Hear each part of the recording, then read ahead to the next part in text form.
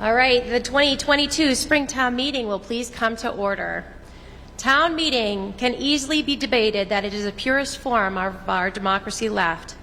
Town meeting provides an open forum for conversations, discussions, and decisions on our local issues, bringing people of different beliefs, history, ages, different demographics, precincts, professions, and I dare say political parties all together in one space.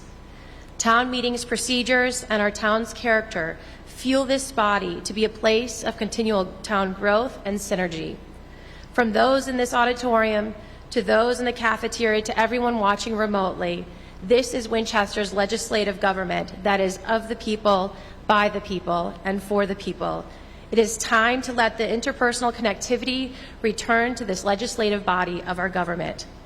Town meeting requiring 100 members for a quorum and having 151 in attendance, I see there is sufficient number of members present to permit us to open the first in-town person meeting since fall of 2019, and I so do declare we did it.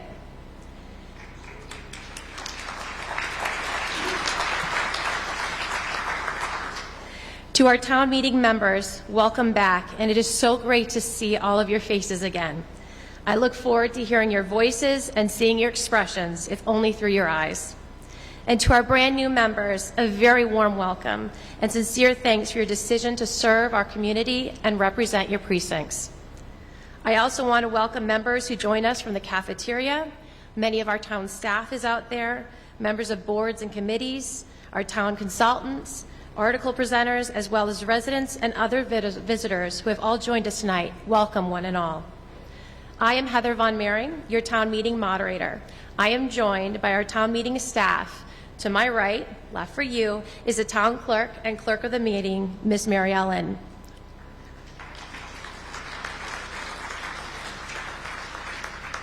Also with us and in this auditorium and cafeteria staff from the town clerk's office. They're the ones who checked you in. Sitting with the select board in front of me is our town council, Mr. Mina Macarius of Anderson and Krieger. And the assistant town manager, Mr. Mark Toogood, our acting town manager, Ms. Beth Rudolph, who's directly in front of me, our Winchester's IT director, Mr. Matthew Griffin, who is over on the far end over there. There's also volunteers from the High School Honor Society, the tech crew, and a few other groups to keep us running efficiently. Mr. Chris Conway, the facilities coordinator for the Department of Public Works, was very instrumental in helping this get on its way. Mr. Mark Feit and Mr. Drew Chase are sitting behind me with Options Technology for the inaugural use of our in-person electronic voting, and of course, Mr. David Gauthier and his talented crew from WinCam who are up above behind us. This evening, the town meeting has a mask mandate placed on it by the Board of Health. There are exceptions as noted on this notice. This includes allowing members among us who have medical conditions or disabilities that are not able to wear masks. Members have reached out to me who meet this exception, and I kindly ask you to be respectful of their privacy. Members are allowed to remove their masks while actively eating, drinking, and speaking to town meeting. If you have any concerns or questions regarding the mask mandate, you should direct your concerns to Ms. Jennifer Murphy, the Director of the Department of Health. They are the individual designated by the Board of Health and will be located outside of the auditorium if anyone in attendance requires their support. As a result, you are not to use a point of order, point of privilege, or hinder the business before the meeting in any way due to masks. We will now move to the oath of office. To all of the newly elected town meeting members and also the re-elected town meeting members, I ask you to rise and raise your right hand.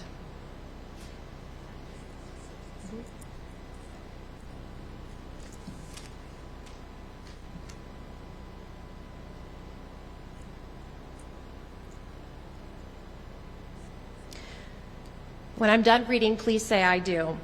Do you solemnly affirm that you will faithfully and impartially discharge and perform all the duties of the office of the town meeting member to which you have been elected in accordance with the laws of the Commonwealth of Massachusetts and the Charter and Bylaw of the town of Winchester? Thank you. You may please be seated. I want to highlight some important procedures and practices in place at our first in-person meeting with the new moderator. These practices are employed to service to you, the meeting, to provide a fair and orderly process to facilitate your important decision-making. They are also in place to provide you a safe environment to align with the recommendations provided to town meetings from the Commonwealth. We will not be breaking this evening, if possible. If you need to take a break, please do your best to do so in between speakers or articles. Typically, as in any theater or government gathering, leaving the room in the middle of proceedings is frowned upon. In this particular instance, we are going to take this approach just for now to minimize the length of the meeting, but also allow members social distance breaks if needed. Don't forget the Girl Scouts are out in the cafeteria and would definitely love your support. They were approved by the Board of Health to serve food this evening. There are 2 microphones located in the auditorium for your use. One is stage right and one is stage left. For those not in the world of theater, it is the opposite of your side of your body. If you are unable to make it to the microphone, please raise your hand when you would like to speak and a microphone will be delivered to you. It is preferred, if at all possible, you use the cues. On the side aisles of the auditorium are X's located on the floors. These mark locations for you to stand while you wait for your turn to speak. There are also wipes or spray for the microphones and germy gel, I like to call it, or hand sanitizer located at each of these locations for your use before and after the microphones. Once you speak, you can return to your seat using the main aisles. So you speak, come back to the aisle, and take your seats. When I recognize you to speak, please state your legal name and how you would like to be identified and the precinct that you represent. This information is needed for the record of the meeting. I ask that I be identified as Madam Moderator. I will also not be allowing members to speak on the motion before us more than once unless everyone in queue has spoken at least once as well. In parliamentary procedures, there are times where members of the body are allowed to cut the queue or the line. In those instances, you shall rise to your feet where you are sitting so that you may be recognized. This includes points of order, points of privilege, and as tradition in this meeting, moving the vote. As a refresher, points of order, you'd stand and say, Madam Moderator, I have a point of order. It allows a member to raise a point to my attention if they feel there has been a breach of parliamentary procedures. As a reminder, we are never to attack or make any allusions to the motives of members of this body. There is no tolerance during this meeting for inappropriate language or name-calling that is offensive to any of our community members. This would be the means available to members to gather my attention if there's a concern related to parliamentary procedures or you wanted to bring my attention to inappropriate conduct. A point of privilege, you'd rise and say, Madam Moderator, I have a point of privilege. This allows a member to rise if the environment is not meeting their needs to access the content of the meeting. This includes temperature, noise, or the ability to see the projector and the screen behind me. A motion to move the vote, we'll discuss more if someone does it. I look to our senior town meeting members to use it wisely and take the lead in this when it's needed, especially when you feel that you've heard sufficient debate on a motion, and especially if you feel that everything that can be said has been said, but perhaps not by everyone. As a reminder, you are not to use a point of privilege or point of order to gain the attention of the moderator to disrupt the business of the meeting regarding the masks. We must bear in mind as we cast our votes not only personal interests, but also those of our community as a whole. As we deliberate, let each of us maintain an open mind, open heart, graciousness when we disagree, and a healthy sense of humor, so that this debate of this meeting will not be a source of division among us when our business here is finished. We will continue on our meeting tradition with the Pledge of Allegiance. For those members who would like the option to join me, please rise.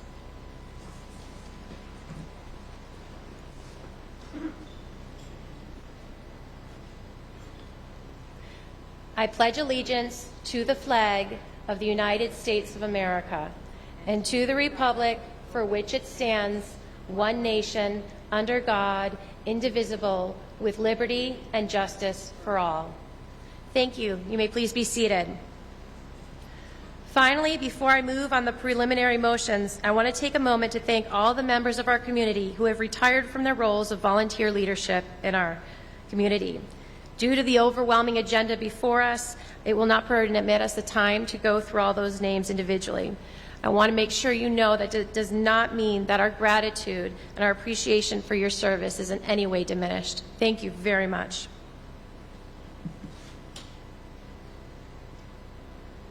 Given that it's 7:30, it is time to open our special town meeting for the record. Without any objection, we are going to recess and adjourn the special town meeting to June 6th at 7 p.m. in this high school auditorium. Between now and then, the Select Board will provide additional information and hold hearings. Please stay tuned for more information. Hearing no objections, special town meeting has recessed and adjourned to June 6th at 7 p.m. in the high school. The Finance Committee report to Springtown meeting will be distributed after tomorrow evening's hearing. They have a hearing posted for tomorrow. You look forward to your email, and also hard copies will be available when it is available to you at town meeting. I'll be asking town meeting to waive the 7-day notice on Monday before we take up the fiscal year 23 budget. For preliminary motions, we are moving to page 1 now of your Town of Winchester 2022 Spring Annual Town Meeting Articles, Motions, and Comments booklet with the green cover. I'm holding it up too. Yep, and this was mailed to you. If you don't and you need another copy, please let the town clerk staff know. They are all in the cafeteria. It is moved and seconded to adopt the resolution relating to preliminary motions as printed in your motion booklet, page 1. This does not include the consent agenda. Please note, number 5, we will not be meeting on Thursday, May 5th, and we will continue the meeting Monday, May 9th, 2022, if needed. At this time, I am going to use this vote. Usually I would just take this as a voice vote to expedite the meeting, but I am going to use this as an opportunity to practice your clickers in real time.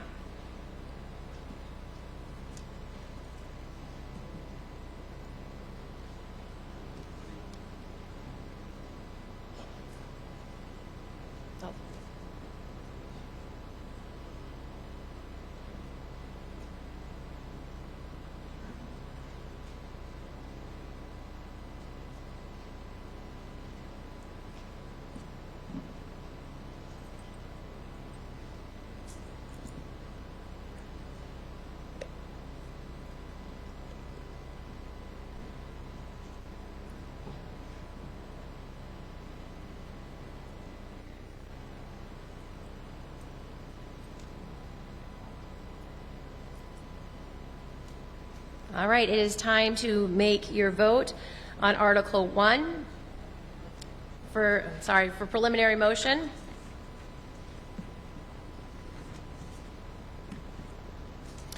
A vote yes accepts it, a vote no does not.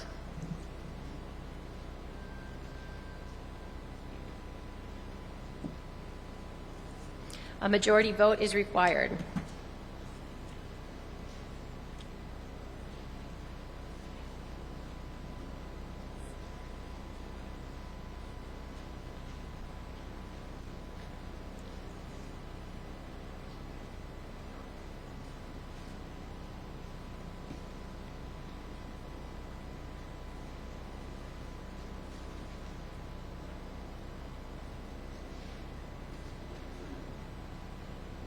And if you also wonder why we take a few minutes, it gives people who are out in the cafeteria time to join us.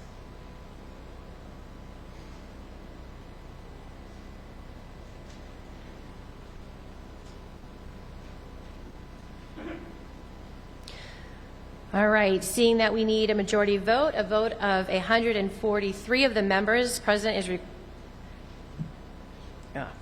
actually, there we go, okay. There's a, ready? Thank you. Having a majority required, 144 in the affirmative, 0 in the negative, and 1 abstaining, the motion passes. Moving on to the consent agenda, which is continuing on page 1 of your 2022 booklet. It is moved and seconded that the 2022 Springtown meeting advance for consideration Articles 1, 3, 4, 9 through 12, 20, 22, and 30 through 33, and take action on such articles without debate on any such articles, providing that upon the request of 5 voters at this meeting made before the vote is taken on this motion, or otherwise as the moderator's discretion on article shall be removed from the consent agenda and shall be acted upon in the ordinary course of business at this town meeting. As a reminder to town meeting members, the consent agenda is used when the opposition feels that it is useless to oppose or discuss the matter, and they simply acquiesce. Agenda items on the consent agenda tend to be simple actions or one of no opposition or very minimal opposition. However, if you have any questions on the consent agenda, debate is not permitted, but now is your time to do so. Seeing no one rise to speak, a vote of 2/3 of the members present is required. Please use your clickers at this time.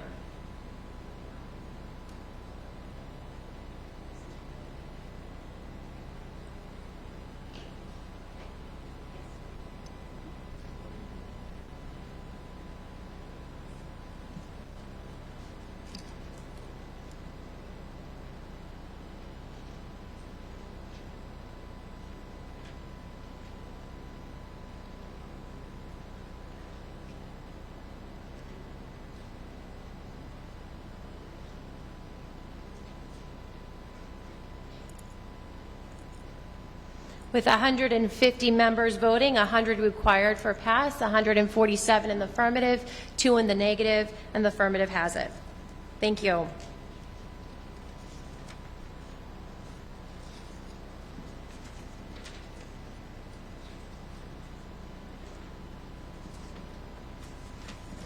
Under Article 1, we will first hear from the Chair of the Select Board, Mr. Richard Mucci.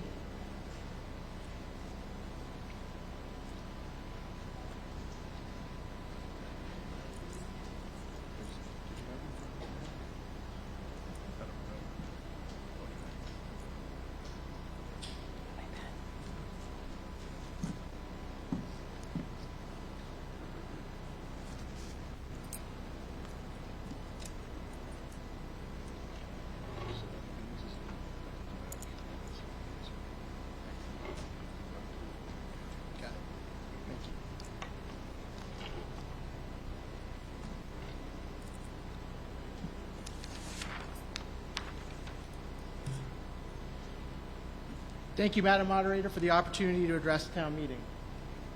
I'd like to start by recognizing a few individuals with me this evening. First, my Select Board colleagues, Vice Chair Anthea Brady, Michael Betancourt, John Fallon, and Mario Gulabov, who could not be here this evening. I'm very appreciative of all your dedication to the board, your wisdom and leadership, and look forward to continuing to work with you as we try to move Winchester forward. I'd also like to recognize all of our town employees, many who are here tonight in the cafeteria in this room, who even during the COVID crisis continued to keep our town running. I want to publicly thank Acting Town Manager Beth Rudolph, Assistant Town Manager Mark Toogood, Comptroller Stacy Ward, who are all dedicated public employees with expanded roles these last several months who continue to lead our town every day. What makes Winchester so special is its civic engagement and volunteerism. To all of those who serve, including all of you, I say thank you. Thank you for your service to our community. The Select Board looks forward to working with you and always strives to improve these collaborations. Dwight D. Eisenhower once said, "This world of ours must avoid becoming a community of dreadful fear and hate, and be instead a proud confederation of mutual trust and respect." Every time we come together, we have this opportunity and the opportunity to improve Winchester. To such end, the Select Board has unanimously sponsored articles for this town meeting.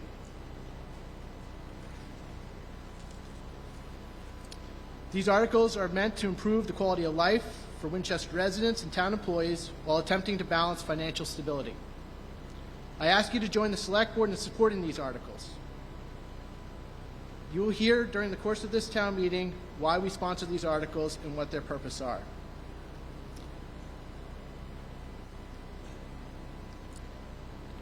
At times such as this, I am reminded of the vision statement in the 2030 Master Plan.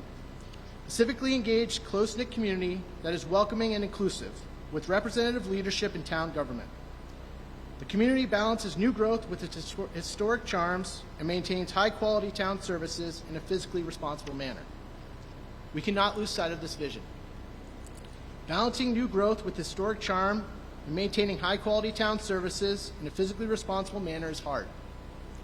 We are fortunate to be one of a few communities in Massachusetts to enjoy a AAA bond rating from Moody's. Such a distinction allows us to borrow to finance significant projects at favorable terms to the town. Maintaining such a distinction is important and challenging. The town must continue to act sensibly and focus on needs, not wants, especially when considering borrowing authorizations. Much has been talked about concerning the $6.8 million in ARPA funds received by this town. Over the next several weeks, the Select Board will consider the ARPA requests submitted. The requests by various town departments, boards, community partners, and committees total approximately $12.1 million. All are worthy endeavors of one-time spending authorizations that are separate and apart from anything this body will and has considered. The Select Board will vet these requests and move forward some of these requests while likely reserving monies for further endeavors. These funds do not need to be appropriated and fully obligated until December 31st, 2024. To date, the Select Board has approved $881,635 in requests. These requests have included COVID response and testing, mental health crisis planning, and drinking water improvements. The budget presented to this body, as well, which will be described in further detail by additional reports, takes into account a 3-year model with practical approach to maintaining financial stability. You will see that the town enjoys a solid financial position in FY23. But 24, 25, and 26 will present significant challenges if our current trajectory does not change, or if operating spending increases at an unsupportable rate. Rome was not built in a day, and neither will this community we strive for in Winchester. However, every town meeting, I feel we take a step towards realizing this vision. As we kick off another burdensome season of construction in our streets and our neighborhoods, keep this in mind. It is exciting to see these long-delayed infrastructure projects move towards completion. We realize these projects are not without disruption. The Select Board understands this and will do its best to keep the residents informed. This construction season will appear as though the entire town is under construction. Keep in mind that there's a plan. These delays, closures, and detours are temporary, and many of these projects represent once-in-a-generation projects to upgrade the town's infrastructure and utilities. In many ways, we are lucky. We are lucky that utility companies and state agencies are investing in the infrastructure of our community. It will allow us to move Winchester forward in ways that many other communities only wish they could. Creating affordable housing is a top priority of the Select Board. With authority from this body last winter, the town took by eminent domain the parcel located at the corner of Washington and Swanton Street. With input from other committees, boards, and neighbors, an RFP for a targeted mixed-use rental affordable housing development is being finalized and should be released in the coming weeks. The Select Board has set an aggressive goal of hoping be before this body again in the fall with a proposal. This spring, work will begin on the much-needed upgrades to our transfer station, appropriated by this meeting last fall. These upgrades will usher in a new era of sustainability at our transfer station, with work expected to be complete this fall. If you look past the construction sites and disruptions, this is an exciting time and opportunity for our historic and charming center. In a few days, work will begin on the improvements at the intersection of Church Street and Waterfield Road, funded by this body. This will take approximately 8 weeks and provide improved, safer pedestrian access and traffic calming measures to this corridor. The Mbta Winchester Station rebuild is finally underway. It is slated to be completed and opened in the spring of 2024. There will be quarterly public updates at our Select Board meetings. When complete, Winchester will have a state-of-the-art train station offering mass transit ways of connecting people to our historic center and business areas. At a special town meeting on June 6th, this body will consider the redesign of the Waterfield lot in Civico development. Which, that doesn't look right. Just turn your head upside down.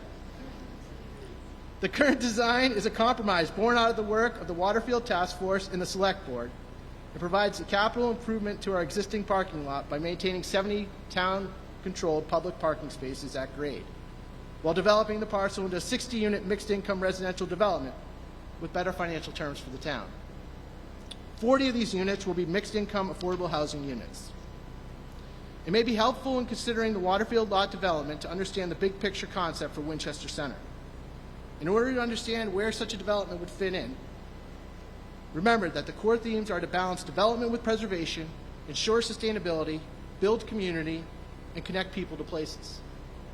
Two initiatives, the Adjourn Initiative and the Downtown Improvement Action Plan, have potential to be a game-changing upgrade for the street landscaping infrastructure in the center, and will link these core values in the master plan. First, the Downtown Improvement Action Plan concept will transform the most accessed areas in Winchester Center to allow for safer pedestrian access, greater walkability, and improved outdoor dining experiences while not compromising any parking. The plan calls for a redesigned crosswalk and lighting in the Quill Rotary. Sidewalks on the main street from the Rotary to the Mystic Valley Parkway would be widened from 9 to 16 feet on both sides of Main Street to accommodate dining on the sidewalk and more space to gather. The design includes raised crosswalks and bike lanes connecting the street to the tri-community bike path to improve pedestrian access and bike travel. The travel lanes would be narrowed to 11 feet for calming measures and preserve the existing parking spaces. Notably, this concept includes construction of additional seating and spectator areas along the Adjourn River at the dam for people to gather and enjoy the sights. The proposal for Thompson Street includes a shared street concept to allow merchants and diners to come out onto the sidewalks and encourage and provide more room for people to gather and shop. The intersection at Thompson and Waterfield at the entrance to the Adjourn lot would be redesigned for additional parking and bump outs and shorter crosswalks to again improve pedestrian access with the added benefit of improving outdoor dining in this area. These street changes combined with the Adjourn Initiative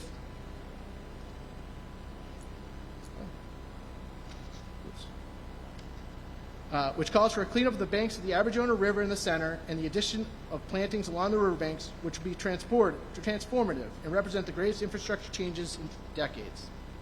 Combine these concepts with efforts of groups such as the Cultural Council, the Chamber of Commerce, which is launching a new website in June, visit winchesterma.com, and our charming shops and restaurants, Winchester Center would be transformed into a destination place.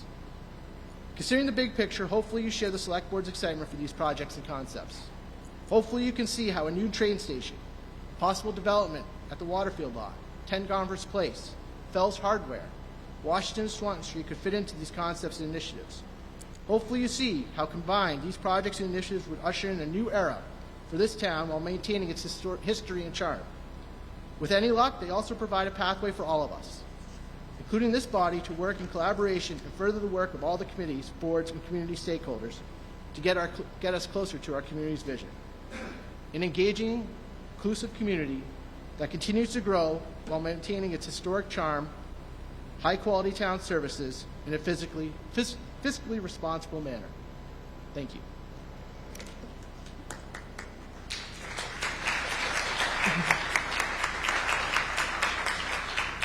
Thank you, Mr. Mucci.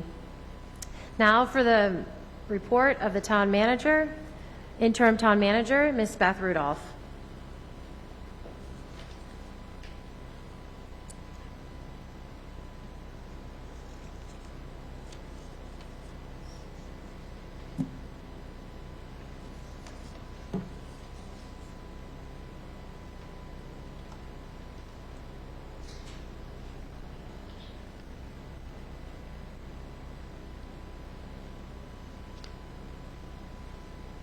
Good evening. Thank you, Madam Moderator and town meeting members. I'm pleased to come before you this evening to provide an update on various town initiatives, including our COVID-19 response, sustainability work, capital projects, and the town's financial outlook. Overall, the town remains in good standing thanks to the efforts of our municipal and school staff and our dedicated volunteer boards and committees who have continued the important work of town government throughout the past 2 years of the pandemic. I first want to acknowledge the efforts put forth over the past year by our health department. Since March 2021, they have administered over 3,200 COVID vaccine doses and booster shots and have held 49 testing clinics at Town Hall, including one earlier today. They've also performed contact tracing in our schools and broader community to limit the spread of COVID. Earlier this year, with the rise of the Omicron variant, the town purchased 7,500 at-home test kits, which were distributed to residents, schools, and at-risk populations. We hope that the next year will bring continued relief from the pandemic, but the town stands ready to meet the public health needs of our community either way.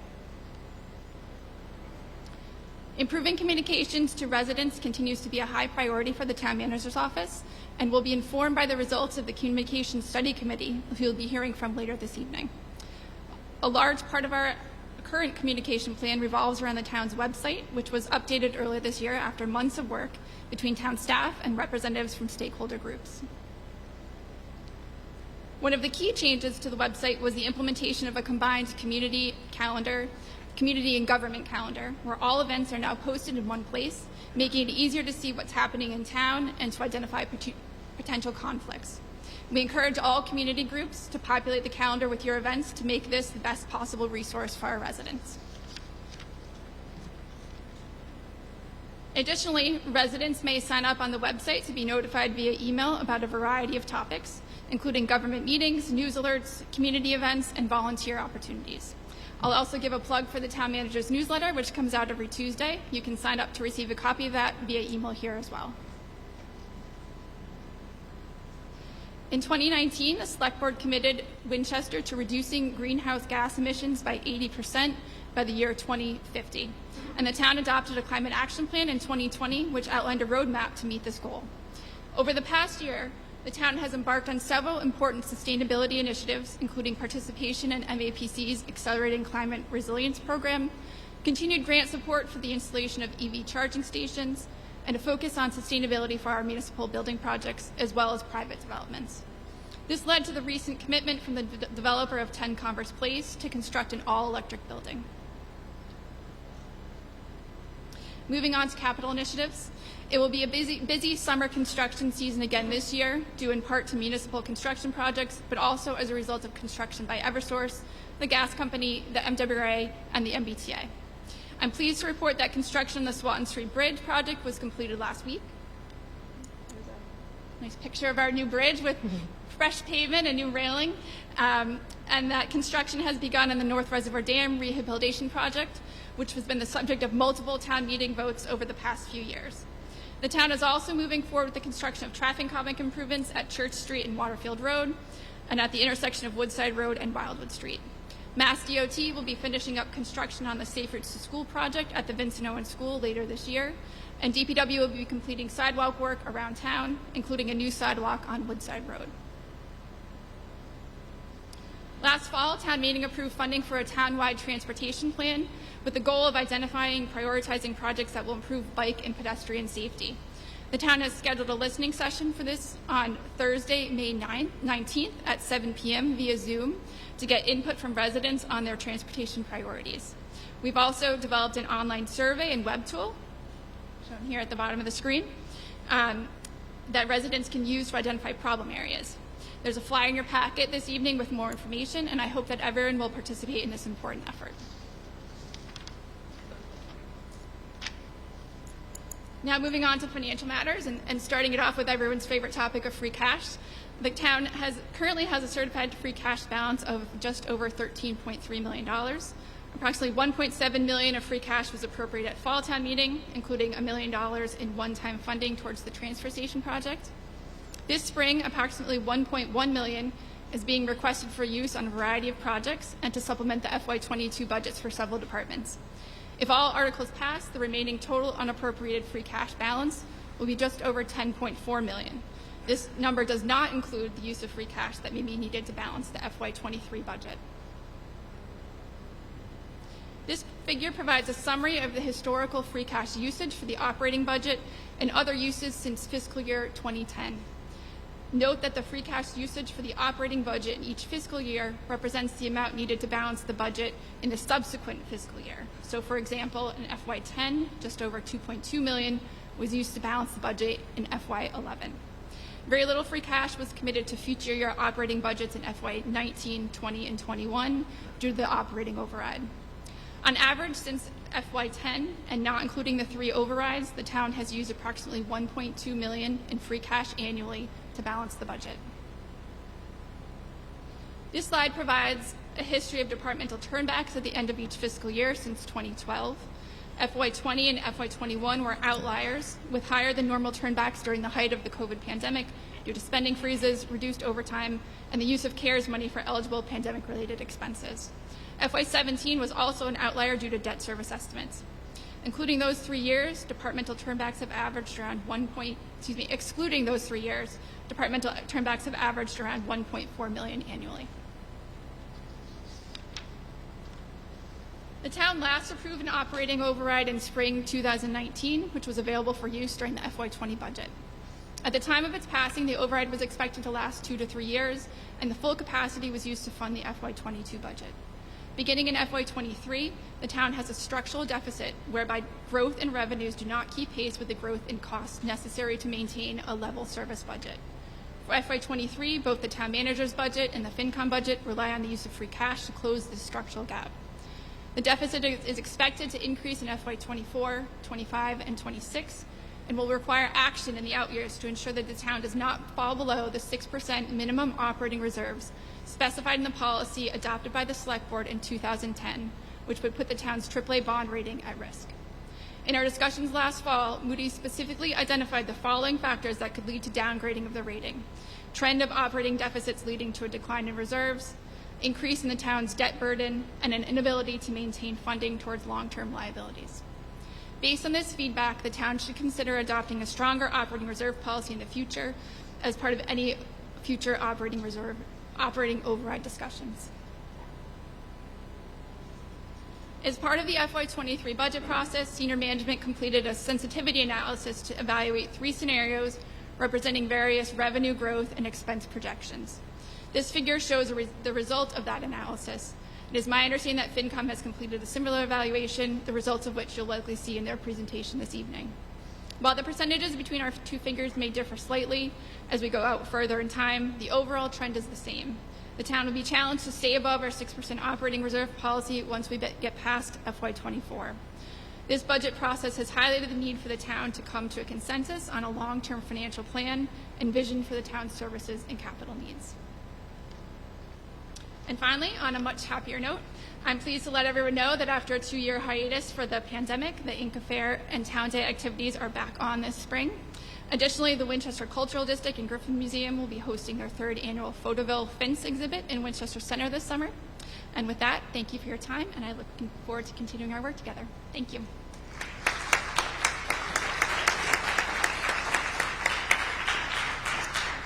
Thank you, Ms. Rudolph.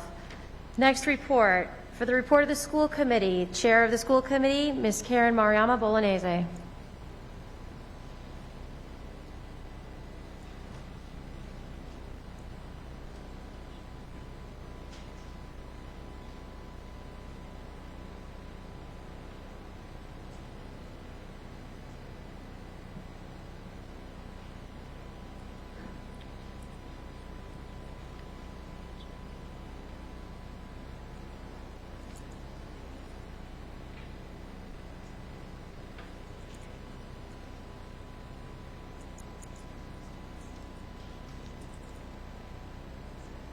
Good evening, town meeting. Pull this closer. Good evening, town meeting. I'm Karen Mariama Bolognese. I'm chair of the Winchester School Committee. And on behalf of the school committee, we are all very glad to be here tonight back with all of you in person. I will just briefly introduce my fellow members.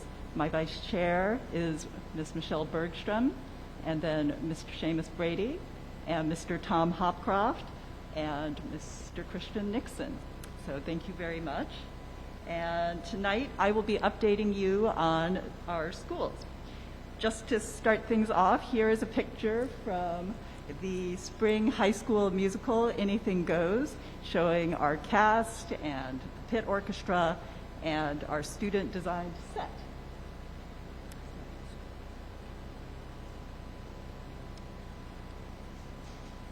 Okay, So this has been a difficult and challenging year. Last summer, as vaccinations rolled out, we were looking forward to a normal year as our administration prepared to bring all the students back in the fall. Then there was Delta, and then there was Omicron, and suddenly our anticipated normal school year became a year of a new normal with masks and mitigation measures still in place, such as physical distancing and staying home when you were sick. It was good to see everyone back in class, though. As we headed into March, we shifted to optional masking, and we've been thrilled to have more traditional events back in place. It's been great to have clubs and sports back. We have still had to make new traditions, such as outdoor graduation and other activities and events that have been reimagined by our very diligent parent associations and our devoted educators. So during this town meeting, school committee will be bringing to you our budget for the FY23 year, in which we have approved $60.9 million, or a 4.73% year-over-year increase, which amounts to a 2.75 differential. So what are some of the biggest drivers for the school department this year? Staff salaries are by far the biggest driver of our budget, representing nearly 85% of our cost. Our staff are also our biggest asset. Town meeting has recognized and supported our student mental health needs over many years, which include like the Dean of Student Life, our nurses, and our counselors, for whom we are very grateful. During and coming out of the pandemic and during this recovery, this staffing has been critical for our students' needs. Special education.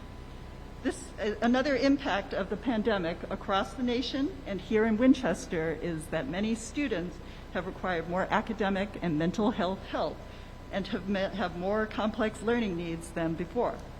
As a public school district, we are required legally and morally to support every student's needs, even if they must move to schools that serve very specific needs. We know how many students require these specific placements, and the structural deficit when the expense is greater, and the structural deficit when the expense is greater than the revenue to fund it from the cost of this increase will continue to impact our budget over the years to come. The higher costs of this ongoing deficit are for tuitions, transportation, and for professional services that are related to special education.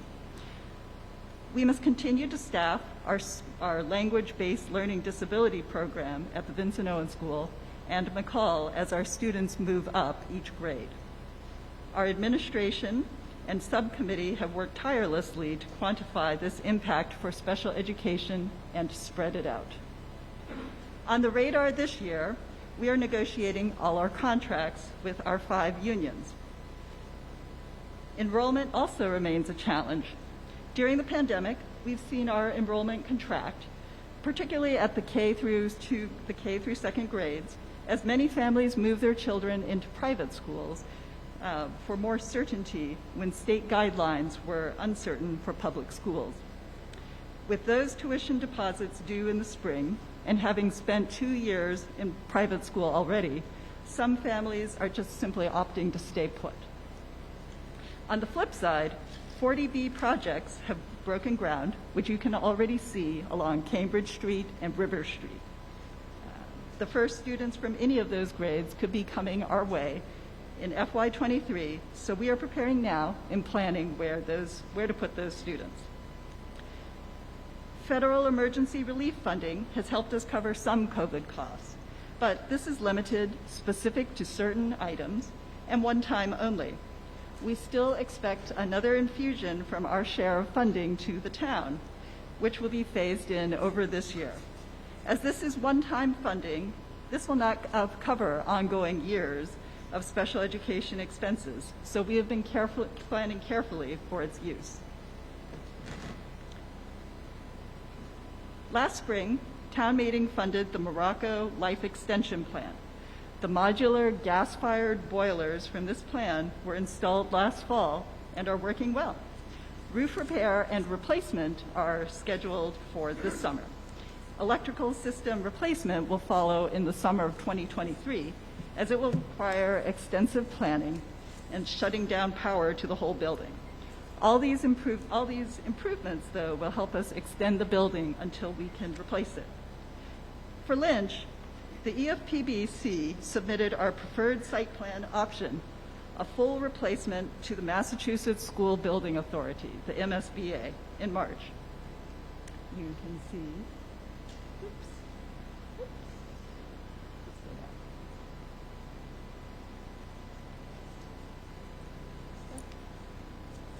you can see the proposed building right there. And the MSBA will be voting on this preferred option from among three options: renovation, addition, and replacement later this week. If approved, the project team will develop the preferred option into a full schematic design with the estimates, which will be presented to you at fall town meeting with a project funding agreement. You will also hear more about the transfer of a parcel of well-field land on the Lynch site from well-field land.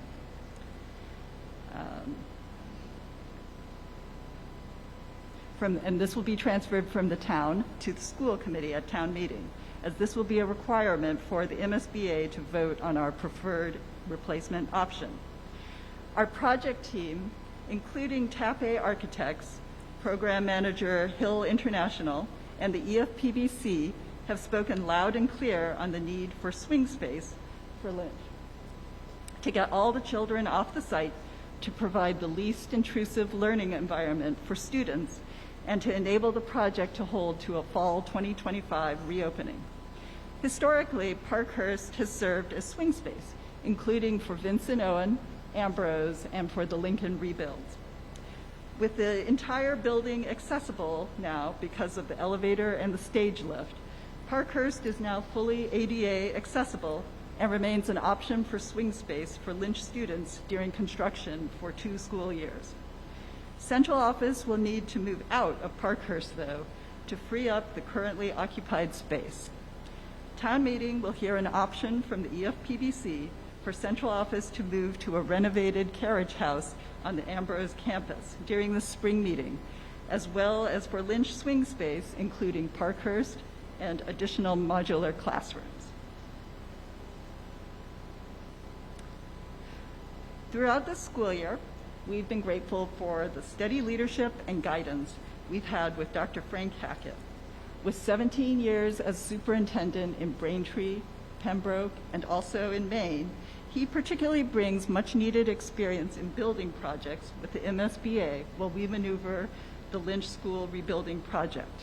In his 10 months thus far, he's been challenged with re-energizing his team, who had spent a year and a half navigating the stresses of pandemic education, building relationships with the community and with municipal organizations, managing last fall's return to school in the face of COVID variants, negotiating agreements with the union, and supporting the tight timeline for the 2025 reopening of the new Lynch School.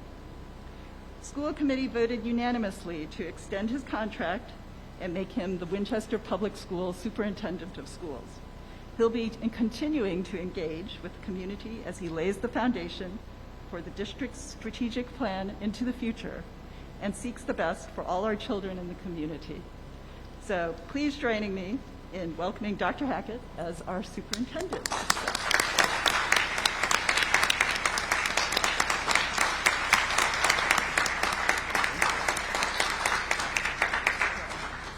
And thank you, town meeting, for all your support of our students and our schools and our community. Thank you so much. Thank you.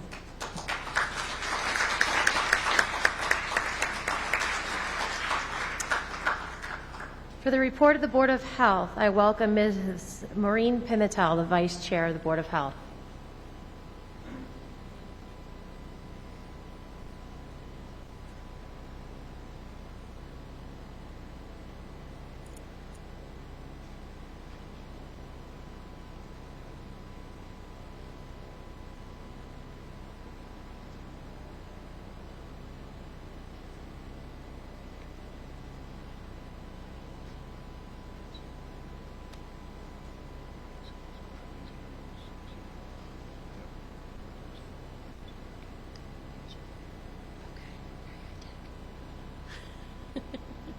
Hello, thank you all. My name is Maureen Quill-Pimentel.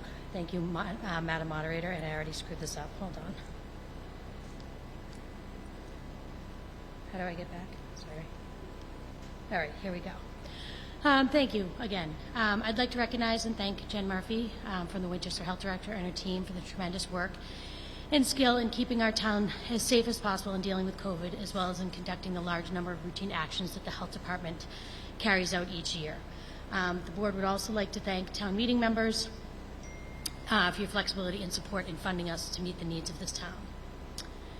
So, just a review, the Board of Health and the Health Department are sometimes used interchangeably, but the Board of Health is a 3-member elected volunteer body. We're charged by Mass General Law and the Home Rule Charter to protect the environment and the public health of Winchester.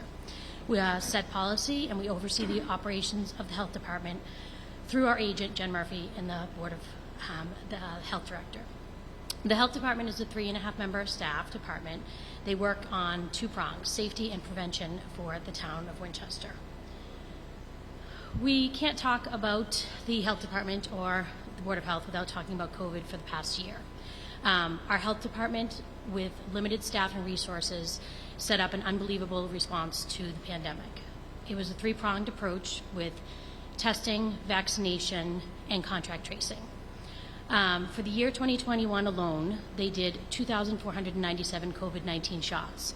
That's vaccination rate in town leads us to somewhere between 89 to 95% of all age groups being vaccinated. They did 540 PCR tests. They set up 31 clinics in town with testing up to twice a week that was free and reduced at times during important periods of time so that people could have free access to testing. Contract tracing of 1,622 cases, and within those cases, with each contract tracing, there were many, many close contacts, which led to over 6,400 close contact follow-ups. They also stood up 29 clinics for vaccinations, participated in regional vaccinations with surrounding towns like Medford and Melrose to offer our first responders and our healthcare workers access to vaccinations early in the pandemic. Testing, as I said before, we ran 31 clinics with staff and generous volunteers who gave their time and tested people weekly so that we could offer this for free and reduced pricing. Contract tracing, we set up a team of, at one point, I believe it was 10 people working around the clock. They managed resident cases. They worked on contract tracing of close contacts. They supported the nursing homes in town, the daycares, and other congregate settings that had large vulnerable populations. Worked hard on public education to get our messaging out to the community, between banners in the center of town, door signs, the data dashboard that was created and crafted and changed over time, a digital dose that came out weekly, and updates on Twitter and Facebook. The Health Department did a lot of work collaborating with the schools to overall have a consistent message for the schools and the town for the prescribed health and safety protocols. Although the pandemic has taken up a lot of the Health Department's time, they also worked hard on the routine maintenance and services that they provide. They provide yearly public immunization clinics and screening services. They run flu clinics yearly. They work with the schools. This is the 13th year of going into the schools and offering flu vaccinations. For our elderly population, they offer shingles, pneumonia, tetanus vaccinations, and any childhood immunizations that can't be provided by primary care. They work on blood pressure screenings, TB, and bladder cancer screenings. They also are the town safety for food, housing. They service camps, septic systems, any violations of housing or trash or rodents. They take care of inspection and permitting. In our take-back days, we took back half a ton of unwanted medications, 41,000 needles, and over 30,000 pounds of hazardous waste to keep our community safe. Also responsible for mosquito surveillance and control. Winchester's mosquito population is at risk for West Nile virus. They do tick and mosquito public education. We just recently had a tick symposium, and if anybody would like to watch it, it's on WinCam, and it was great information. They also work with the Canada Geese Control with the U.S. Wildlife Services. We are lucky to have Dot Butler and the Winchester Coalition for a Safer Community, which puts out a lot of education for our community. Highlights from this year were working with teens and tweens on positive psychology. They did a seminar on women, wine, and alcohol, which was based off of the Winchester Hospital survey on women and alcohol abuse. We renewed the interface referral line for people to have access to mental health care providers and provide them with a hotline that they can be paired with a mental health provider. The coalition also supported the rape, aggression, and defense class for 200 young women of Winchester High School, especially important this year as we know that there have been some incidents in town. The Coming Foundation has sustained funds for prevention and programming, which we are very appreciative of. Upcoming events for 2022, we have a Medications and Sharps Take Back Day, Saturday, April 30th from 9 to 1. Our next coalition is Mental Health After High School, working with our community members as they transition to college and what resources are access to them on a college campus. And under our roof, a family struggle with opiate addiction. That's May 3rd here in the high school. We also have Household Hazardous Waste Collection Day. And please, as we always say, please don't bring latex paint. Everybody does. And don't bring any batteries. For more information, please always feel free to reach out to the Health Department or the Coalition for a Safer Community. I would also like to take this opportunity to thank all of the boards in town, the moderator, town meeting, the countless volunteers that worked at our clinics, and the countless people in this town who helped support our mission over the past year.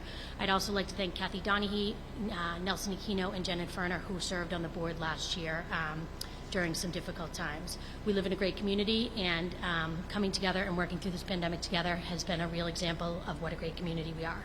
Thank you very much.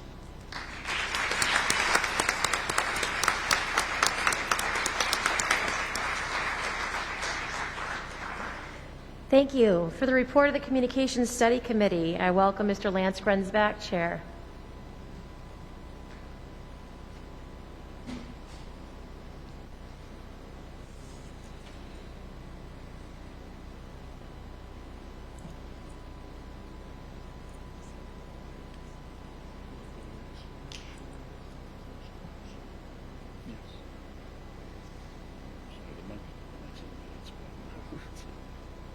You might want to hear that. Yeah. Close it. Okay. Yeah. Oh. Well.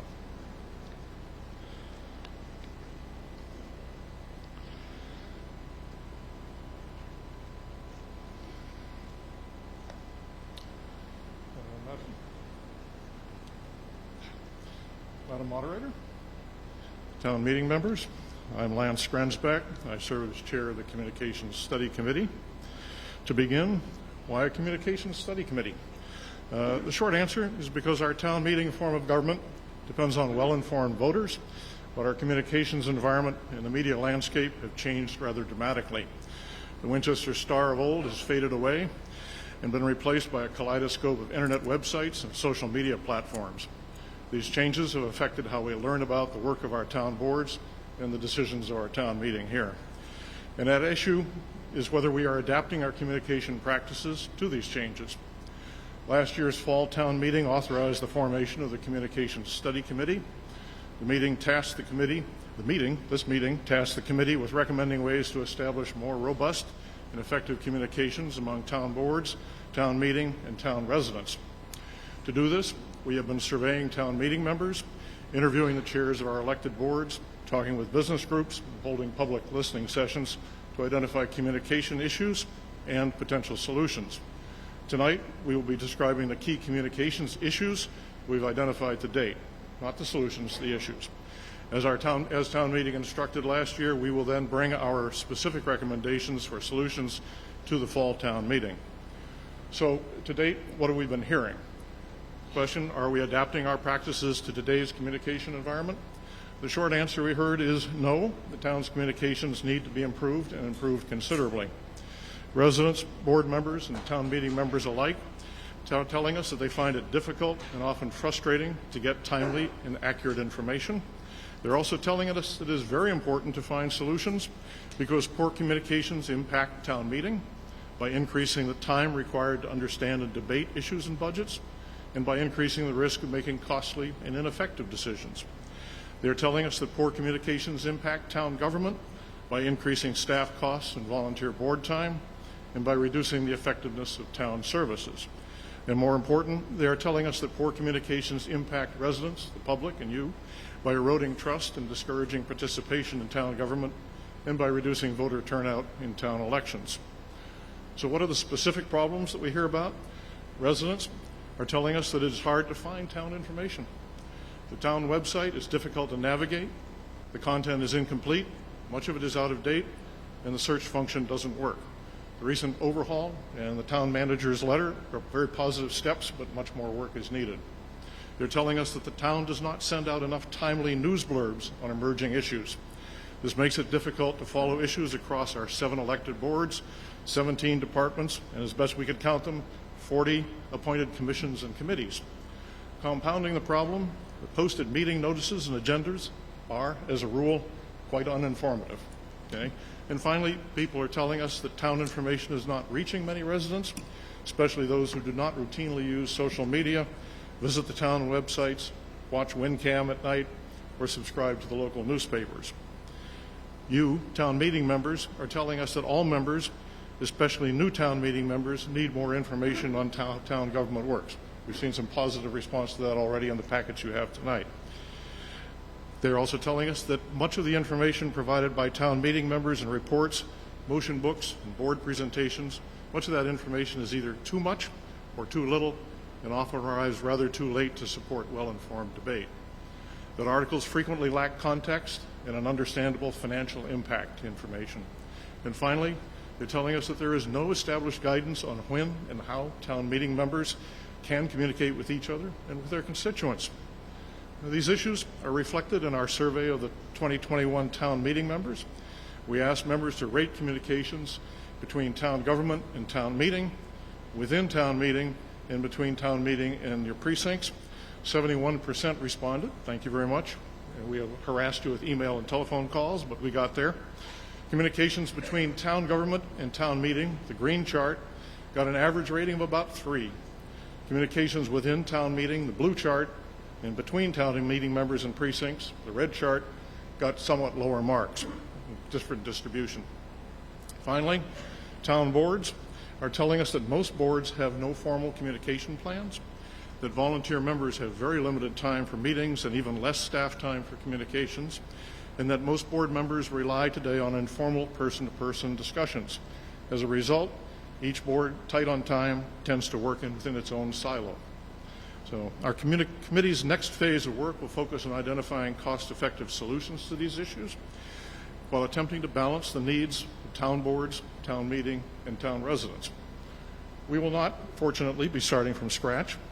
We spend money now to maintain our websites, distribute email, post legal notices, and print and mail reports. We will be looking for the best use of these existing funds. The town operates 7 websites, has social media accounts on Facebook and Twitter, and has implemented a reverse 911 call system. Here we will be looking at opportunities to leverage these platforms to better reach our multiple town constituencies. The town produces extensive reports and data on its budgets and operations. We will be looking at opportunities to repackage this information for easier access, comprehension, and distribution. And we can learn from others. Town staff, the school department, several committees are very proactively expanding their outreach efforts. We will be following those initiatives and supporting them and looking at best practices in comparable towns. We will be working on our recommended actions and solutions between now and fall town meeting. So if you're in Winchester this summer, please, and you have suggestions, please reach out to us, talk to us. If you'd like to set up meetings with our committee, contact us because we would very much want to get your suggestions and your assistance. Madam Moderator, that concludes the committee's report. Thank you very much. Thank you. Mr. Grunsback. For the report of the Cultural Council, Chair, Mr. Peter Pulsifer.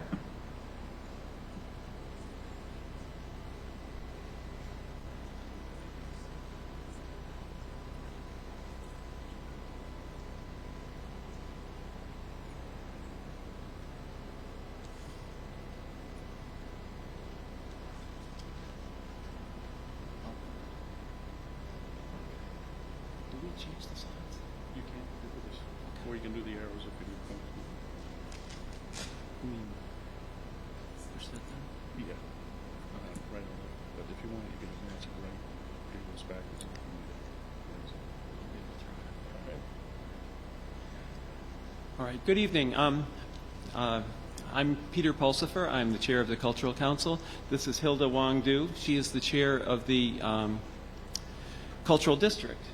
And we are here to two different agencies, both helping to enrich the cultural landscape of Winchester in terms of culture. I'll start off by talking about the Cultural Council. The Cultural Council is a long-standing institution. It was originally called the Arts Lottery Council. And it was originally formed to distribute this money from the state that came from the lottery. And now the money no longer comes from the lottery, it comes from the legislature.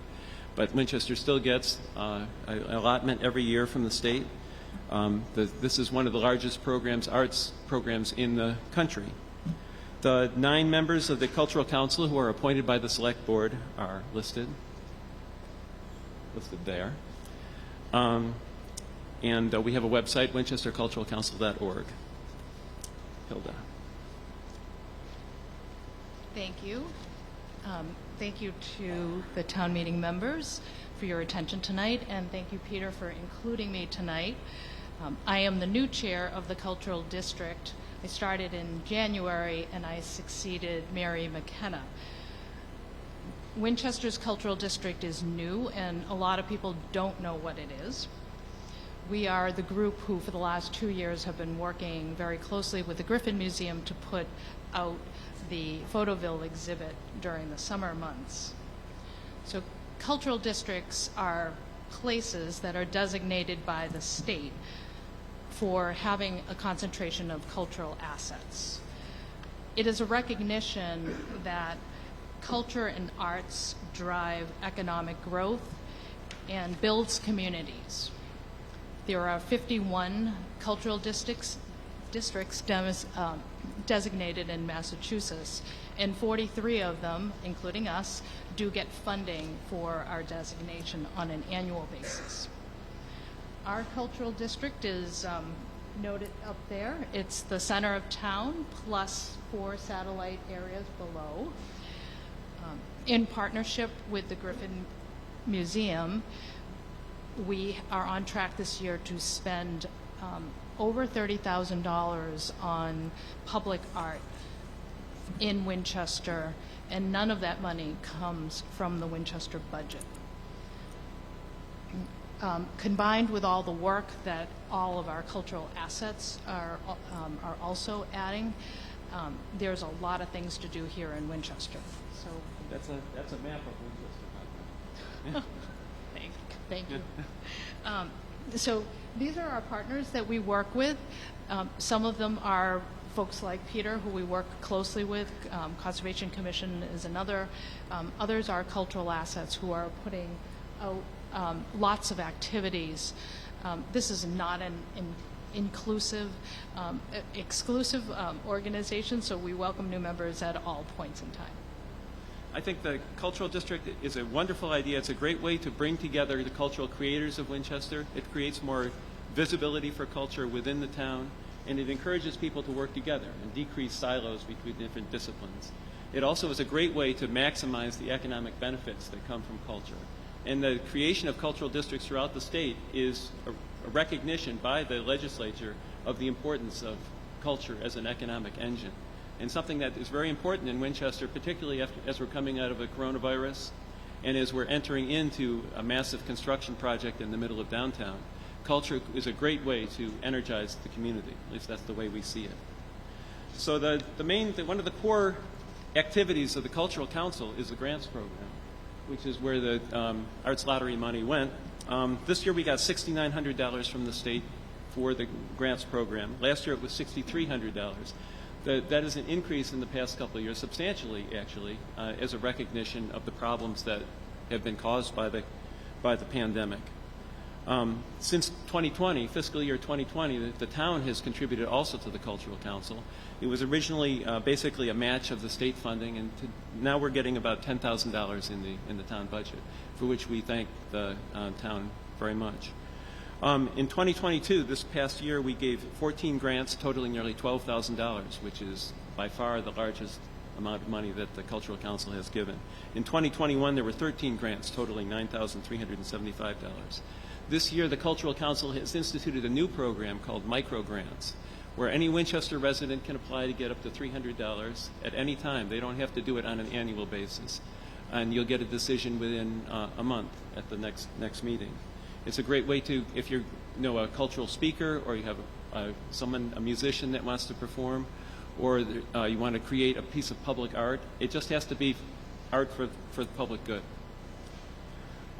The highlights of this past year's couple of years of grants, we had many difficulties due to the pandemic, but people have been very resourceful. There was a program of Indian dance, which was performed outdoors at the Upper Mystic Lake. It was Muli Pao, and it was broadcast. It was an online program in addition to being outdoors. We've helped support the Chinese New Year celebrations for many years. This year they have an hour and a half program on YouTube, which is a pretty exciting program. The Winchester Music School we supported faculty concerts, and next week they're premiering a new musical composition written by a graduate of the music school as a celebration of their 40th birthday. So there's a podcast, fictional podcast, which is being produced right now about a town very similar to Winchester, and they're looking for voice actors from Winchester. So if you could visit our website if you're interested in participating in that. There's an international one-minute film festival called the Just a Minute Festival, which we are supporting. It gets entries from all over the world, and anybody can enter it. We've supported history projects for many years and a couple of other things. Oh, and the Experience Winchester website is something that the Cultural Council helped do the initial seed funding for. One of the things that we're really most excited about maybe for the Cultural Council funding is Porch Fest. Last year was the first ever Winchester Porch Fest, and this year there's going to be the second ever Winchester Porch Fest. The Porch Fest will be on June 11th. And anybody can participate in Porch Fest, anybody can be a host, anybody can go out and perform. You just have to register on the Porch Fest website. So. And the great thing about Porch Fest is it's going to be on opening weekend of Photoville, as well as the farmers market. And so Photoville is exhibited all over the country in Canada, plus Winchester, thanks to the Griffin Museum.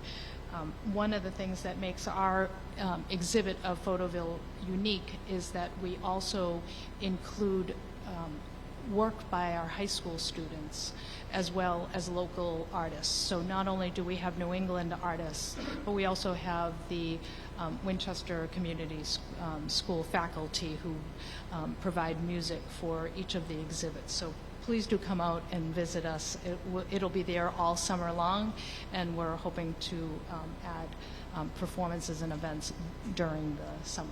And this year there is not just going to be art on the frames, but it will we have them possibly. So last year, thank you. Last year we added the building wraps on the Griffin as well as the high school, and we're super excited because one of the areas that we have hard time exhibiting is in the downtown area, because as you can see, our exhibits, you can't really attach them to the brick sidewalks. So we're going to introduce sidewalk stickers, so you'll be able to see the art throughout the downtown area, and many of our businesses will have signed up to sponsor those, which is great. One of the things that we've helped coordinate is the art that you see on these sidewalk cafes around town. And all those artworks on the barriers are made by Winchester artists, some in the high school and some professional artists in the community. We're planning to do some more of those this year to augment the ones that have been done in the past. Art in August has been a signature program of the Cultural Council for many years. It's been gone for 2 years because of the pandemic, and we're planning to bring that back again this August. It'll be a little different from how it's been in the past, but it's going to So it's a summer of art in Winchester. We're looking forward to coming out of this pandemic in a good way and celebrating what we can now do. Music Mania is a music school program, is May 1st. There's this guy, Yachi Guo, who is a Swano player. He's the world-famous Swano player. He's played for presidents and kings, and he actually lives in Massachusetts. He's a graduate not only of the Beijing Conservatory, but of the Berklee School of Music. And you'll get to hear him in Winchester at the Griffin Museum on May 18th. Thanks to social justice. Yes. And Porch Fest, the fence, public art projects, we're planning to have a utility box decoration program in Winchester. Unfortunately, that one is not in Winchester, but there are going to be ones like it. The concerts on the Common, Art in August, as I said, and the Right Lock Farm is going to have a string quartet series this summer. So beyond 2022, some of the things that we're talking about is envisioning our Riverwalk in concert with the Conservation Commission. So envisioning an area that people can walk and see art at the in the downtown area. The other piece that I think is really important for public art is about community engagement. So I would love to be able to do something like an augmented reality that involves work by our citizens and being able to do work like that. So those are some ideas that we have that are germinating right now, and if you have more ideas, please do reach out to us. So that's basically what we have to say. There's always room for more members on the Cultural Council and also for volunteers with the council or the district. You could write to the Select Board if you're interested in serving on the Cultural Council, or just please feel free to contact us. Don't forget to think about getting a micro grant too, because we're excited about that program. Thank you.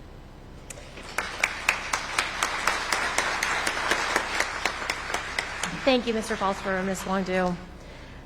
The final report for under Article 1 is of the Chair of the Finance Committee on behalf of the Finance Committee.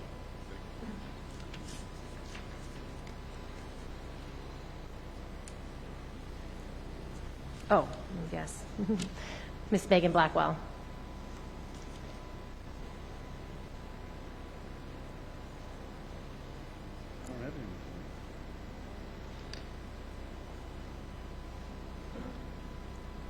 Thank you, Madam Moderator. I'm Megan Blackwell, Chair of the Finance Committee, and on behalf of the Finance Committee and my Vice Chair, Milin Trong, we finished our budget. We wrote up the book last week, and at the 11th hour, shared it with the town management, who looked over it, found some errors, and we're working to correct it. So rather than present something that's partially right and has errors, I'm requesting to update our yellow sheet and the book, present our revised update error-free at a later time. So my apologies, and Madam Moderator, I hope you will grant an extension.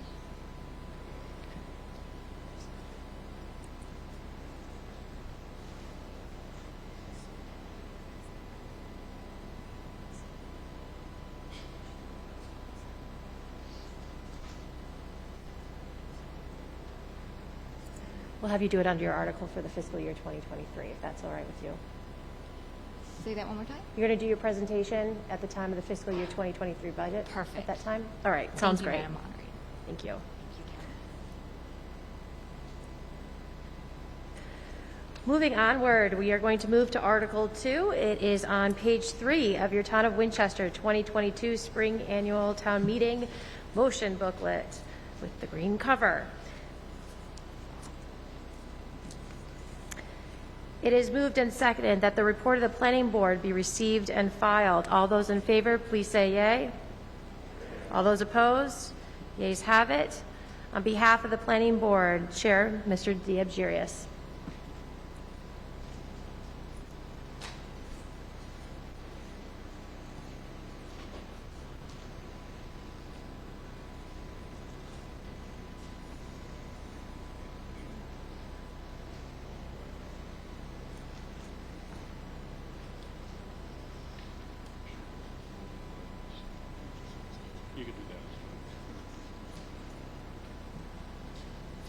Thank you, Madam Moderator. I wish I could say the dog ate my homework, but no. Good evening, Winchester residents and town meeting members. I'd like to share with you our semi-annual report. First off, I'd like to thank all of the many town employees, residents, and committees that the Planning Board works with and depends on. Their professionalism and dedication is quite remarkable. This year, we said goodbye to one of our board members, Cheryl Wolf, who has actually moved up in the world. Quite literally, she's in Colorado at the moment, so she's a little higher than we are. And we welcome Nick Rosettos as our newest member. Every meeting, we bring you updates on the trend in housing in Winchester. I won't go over what's happening in the individual housing market, other than to say homes just keep getting more expensive. There are 5 multi-unit developments that have most recently filed with the town. All of the 5 have been approved, with 2 currently under appeal. And the 2 40B developments on Cambridge Street and River Street are now under construction. The most recent development approved was that at 10 Converse Place in the town center. And here's a total layout of units. I'm going to jump to the column outlined in red. The highlighted column shows the number of units which count towards our sustainable housing inventory. You can see immediately that there are 2 developments which account for all but 10 units. And those 2 developments are both 40Bs. I have a lot of pages here. And you'll also note that those are the only 2 which are 100% rental. Rental developments can count all of their units towards a sustainable housing inventory, but only a fraction of them need actually be affordable. In this case, only 25% of those units are actually deeded affordable. However, 100% rental units are much more difficult to finance, as the return on investment happens over decades. In condominium developments, your return on investment occurs as you sell the units. It happens much more quickly. The town lost Safe Harbor just this past month. It lost it because we have not permitted sufficient affordable housing over the last year. This means that 40Bs can proceed through the permitting process. In order to regain Safe Harbor, we must permit at least 40 units a year. There are currently no projects in the pipeline which would provide us Safe Harbor over the next couple of years. However, just meeting Safe Harbor or meeting our 10% goal from the state does not mean we have met our town's affordable housing needs. We have a substantial deficit, which we estimate at around 700 units. So, what are our current and upcoming projects? So we have been working, the Planning Board has been working on a North Main Street study for the last year or so. We will continue with phase 2 of that study, which is looking at further outreach, design guidance, and zoning, which we hope to bring forward to town meeting in fall of 2023. We are going to continue working with the state on the multifamily zoning for Mbta communities. I'll say more about that shortly. We have formed an accessory dwelling unit working group with a number of other groups in town, the Housing Partnership Board, Disability Access, Council on Aging, and the Winchester Housing Authority.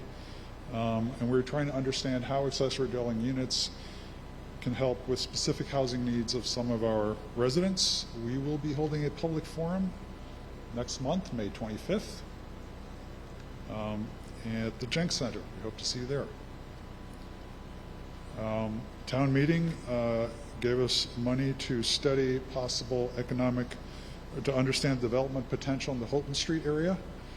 We have contracted with MAPC to begin the initial conditions report.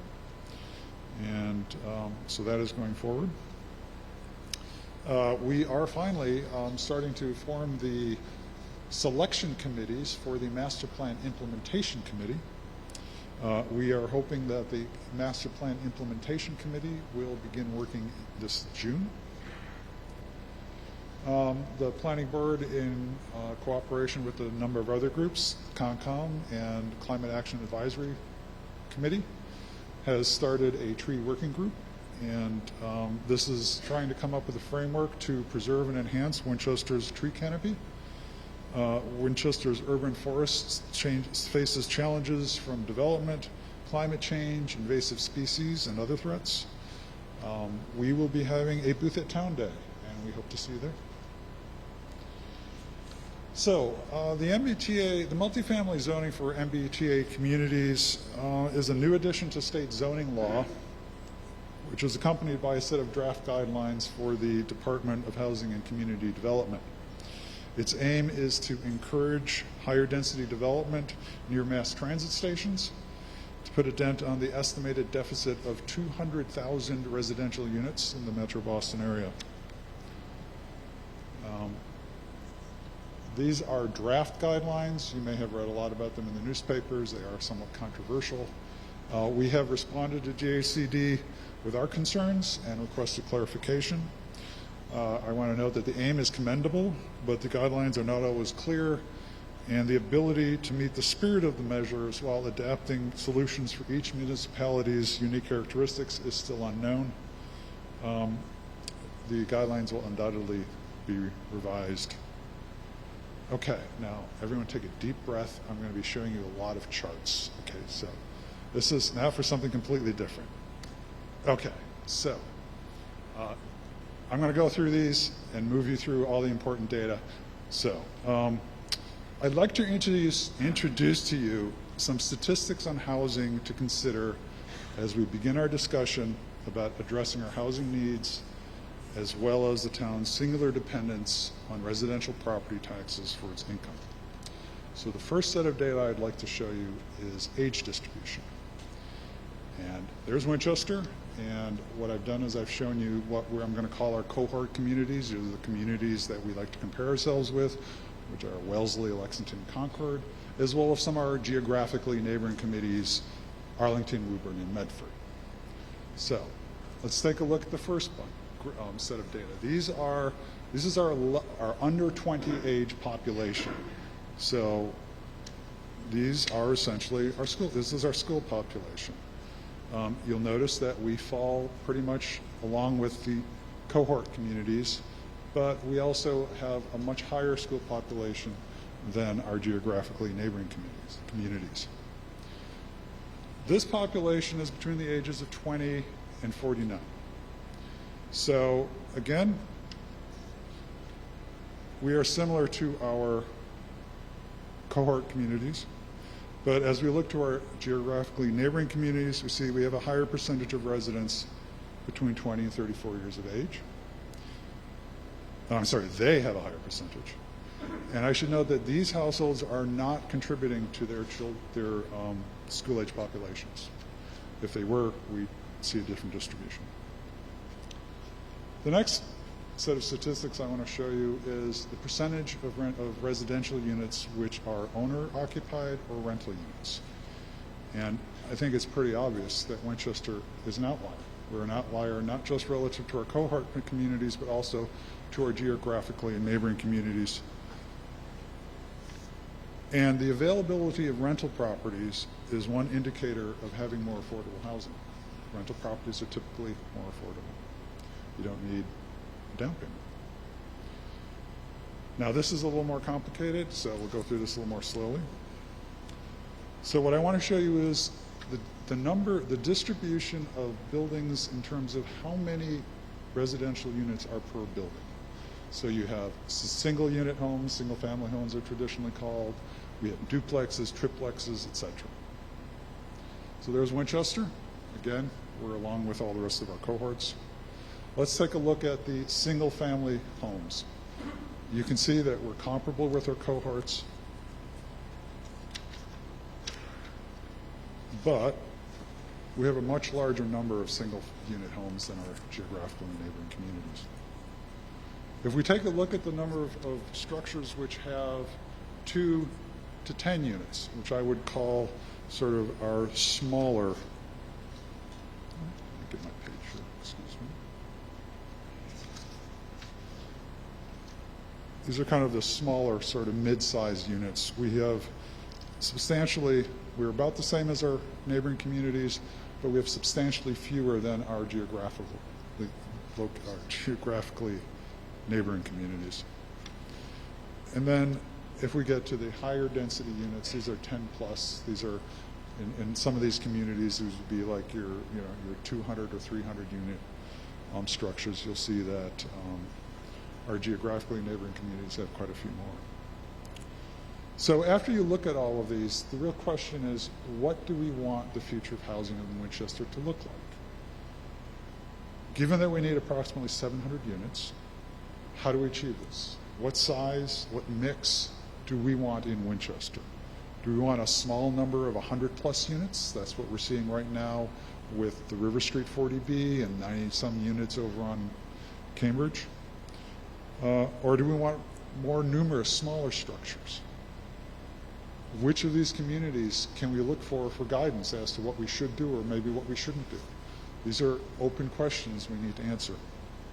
Mr. Jarius, you've reached your 10 minutes. Do you need an extension? Yes, please. How many minutes would you like? Can I get 3 minutes? 3 minutes. All those in favor? All those opposed? Please proceed. Thank you. I'll move more quickly. So what are the challenges? Housing price. How do we ensure that the new housing that's built is actually affordable and not simply high-end? We need a diversity of options. We need rental. We need condos. We need different numbers of units. We don't want every unit to show up being a single unit expensive house.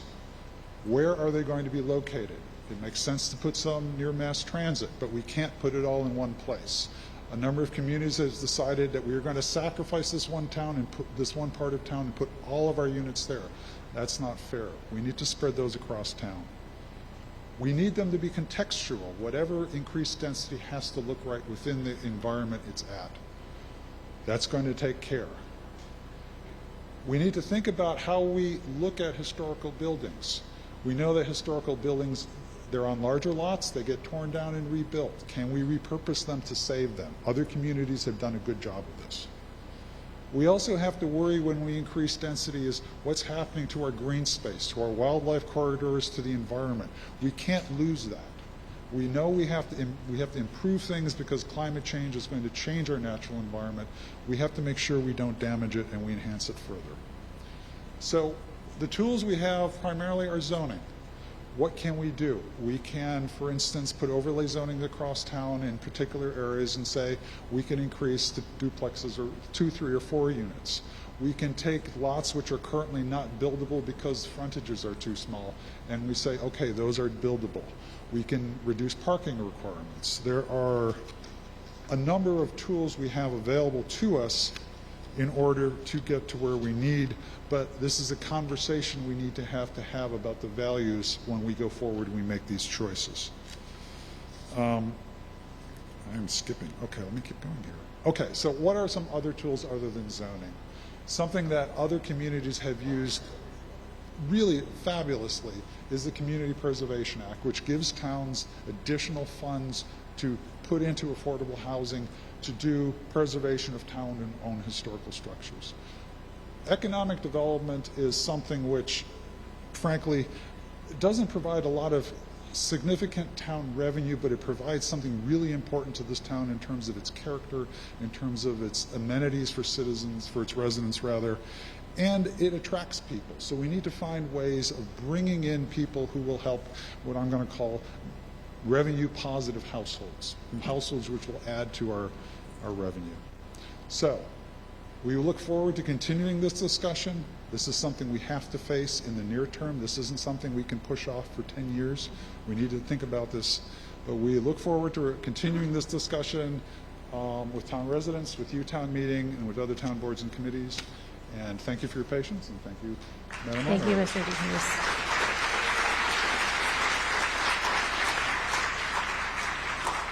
The Planning Board's report, along with the remainders of all the reports for the boards and committees, including those of the Zoning Board of Appeals, also known as the ZBA, and the Climate Committee, are now on file and will be available on the town's website. Moving to Article number 5 of your Town Winchester 2022 Springtown Meeting Booklet, the green. We are on page 6. It is moved and seconded that the town create an employee health care and health insurance stabilization fund in accordance with Massachusetts General Laws, Chapter 40, Section 5B.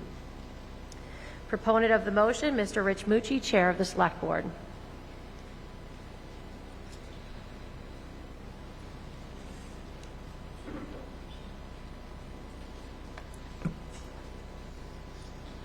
Thank you, Madam Moderator.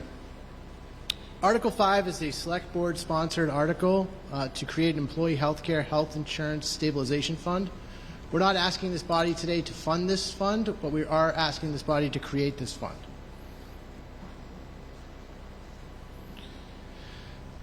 Under Mass General Laws, Chapter 40, Section 5B, it allows communities to create a stabilization fund. The Select Board proposes creating a healthcare and health insurance stabilization fund that would be used to set aside funds to offset unpredicted increases in employee health care expenses. In FY22, health insurance costs represent approximately 8.8% of the town's overall budget. As you can see, over the years, our health insurance costs from FY 2013 to FY 22 have increased significantly. You can see there was a time when these costs were steady, but over time in the last 5 years, they've dramatically increased. We expect these costs to increase, but what we don't know is at what percentage will these costs increase. As you can see on this chart, the different percentage and changes that we've experienced over the last 10 years or so to our health insurance costs. By creating a stabilization fund, we'll be able to better have reserves available should we get a large increase, such as a 9% increase or 7% increase, rather than a modest increase of 2-3%.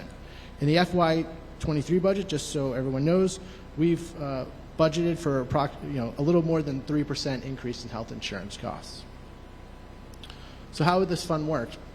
What we would do is we would create the fund, and we would go back if this body allowed the fund to be created, and the Select Board would then create a plan in how we would fund this fund. Essentially, that plan could look like if for some reason we had a cost savings for a year in our health insurance, we would come back before this body and request that some of that money be transferred into the stabilization fund to be reserved for future years in health insurance premium increases. This would prevent a situation that happened a couple of years ago where the town faced a 9% increase and scrambled to actually change plans. So tonight, what we're asking is you're only asked to create this fund. We're not asking for the appropriation of any money. If we were to appropriate any money to this fund, we would have to come before this body again and do so. With a favorable vote tonight, the Select Board would go back and then develop a policy and then go forward with that policy. Thank you, Madam Moderator. Thank you. At this time, I have not heard that there are any recommendations for. Are you chair of a board or committee? Yep, now is not the time. I'll let you know when it's time. I have not heard that there's any board or committee that would like to give a recommendation, so we're going to move onwards to allow town meeting members to ask questions and debate the article before you, motion before you. For all town meeting members, if you would like to speak, how we're going to proceed with that is there is a microphone on stage right and a microphone on stage left. If you'd like to speak, I ask that you please form queues for those who would like to speak. If you're unable to make it to the microphones, please raise your hand and we'll have someone bring a microphone to you. As a reminder to town meeting members, when you please get to the microphone, I ask that you give your formal legal name along with the name you'd like to be identified and the precinct that you represent for all of the people who are viewing.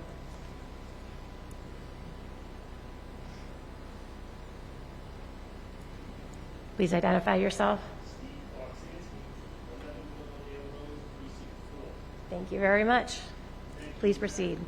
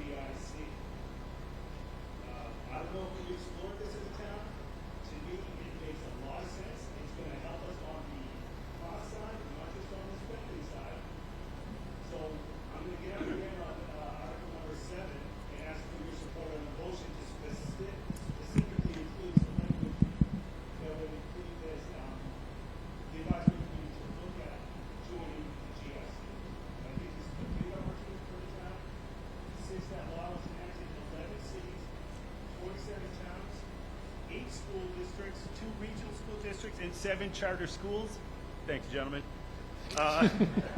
have all joined the GIC.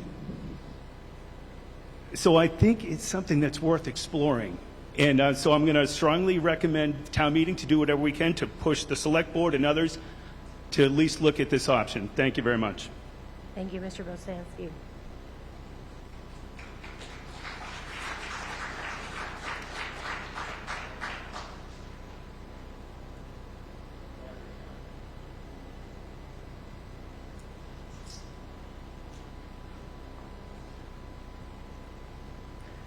Further on the question? Yeah, my name's John Miller. I'm from Precinct 6. I live on Westland Avenue. My question is, Rich, Mr. Mucci, you had if it's possible to bring up your slide of the numbers, if you could go back to the show the jumps. You had a table which showed the jump. That one. So I believe that this kind of follows up on Mr. Bosansky's point. I believe in 2017, between 2017 and 18, there was a change in policy made by the select board as to the percentage of healthcare costs that would be covered by the town. And I think that some of this, well, I'm a member of FinCom. We are certainly watching healthcare costs, and it's a big deal. It's an important thing to think about. But there's a policy piece on this too, and I just would ask, maybe there are others who know more about this than I do, but I believe there was a policy decision made by Select Board in 2017-18 that changed the mix of who was paying for health care. And if someone could help the town meeting with that, I would ask that. Thank you very much, Dr. Miller. Mr. Mucci, could you please answer the question about the policy from 2017 or 18? If you would like to defer to someone else, please let me know. I would, Madam Moderator.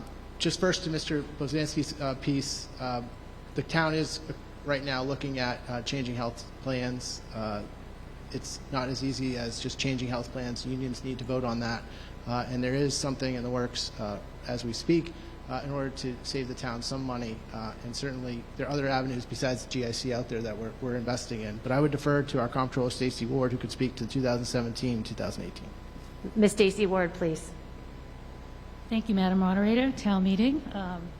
I believe it was between 18 and 19, but back in 2013-ish, sorry for the uncertainties, the town decided to change the retiree contribution rates to 50%.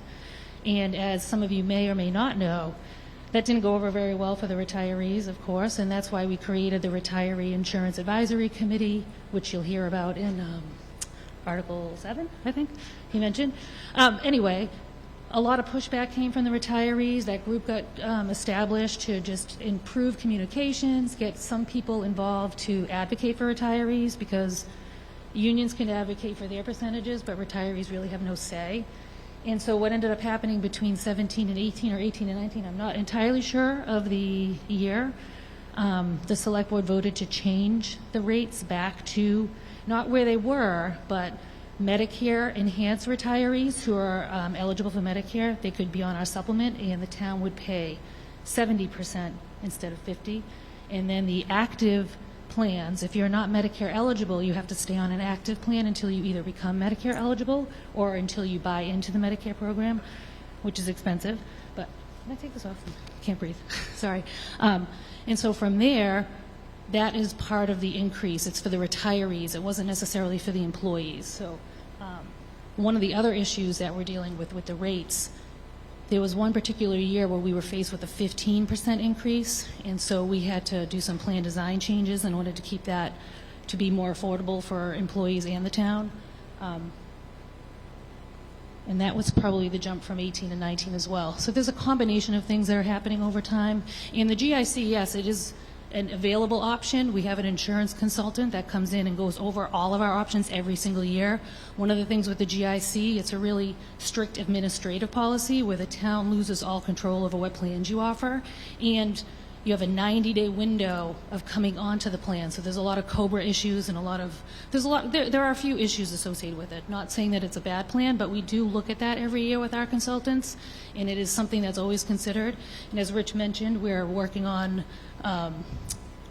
with Maya in a Blue Cross Blue Shield product this year, so hopefully we'll get the unions to all sign that agreement. But that's it. Thank you, Ms. Ward. Seeing there's no other questions, a majority... Yes.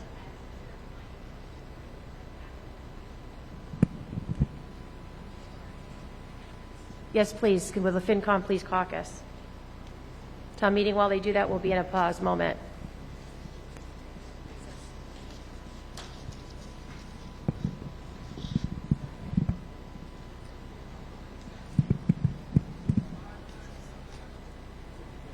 Yes, we'll take a 5-minute recess.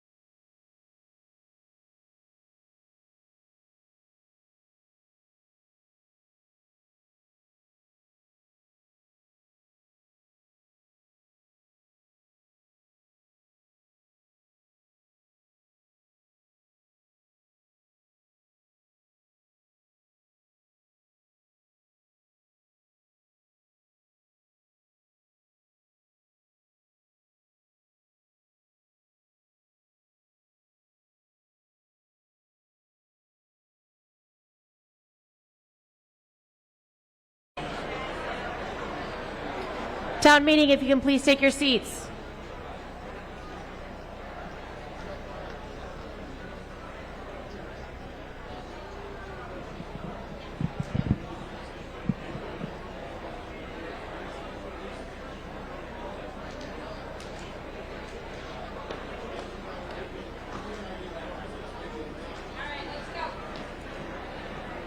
Town meeting, please take your seats.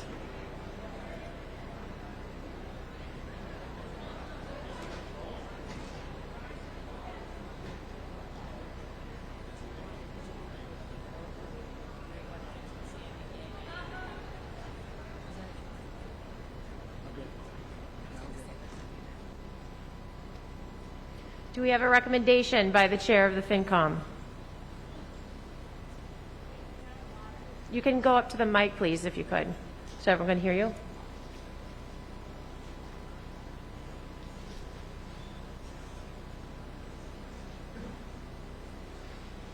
Thank you, Madam Moderator. For Article 5, the Finance Committee voted 1 in favor, 8 against, and with 1 abstaining.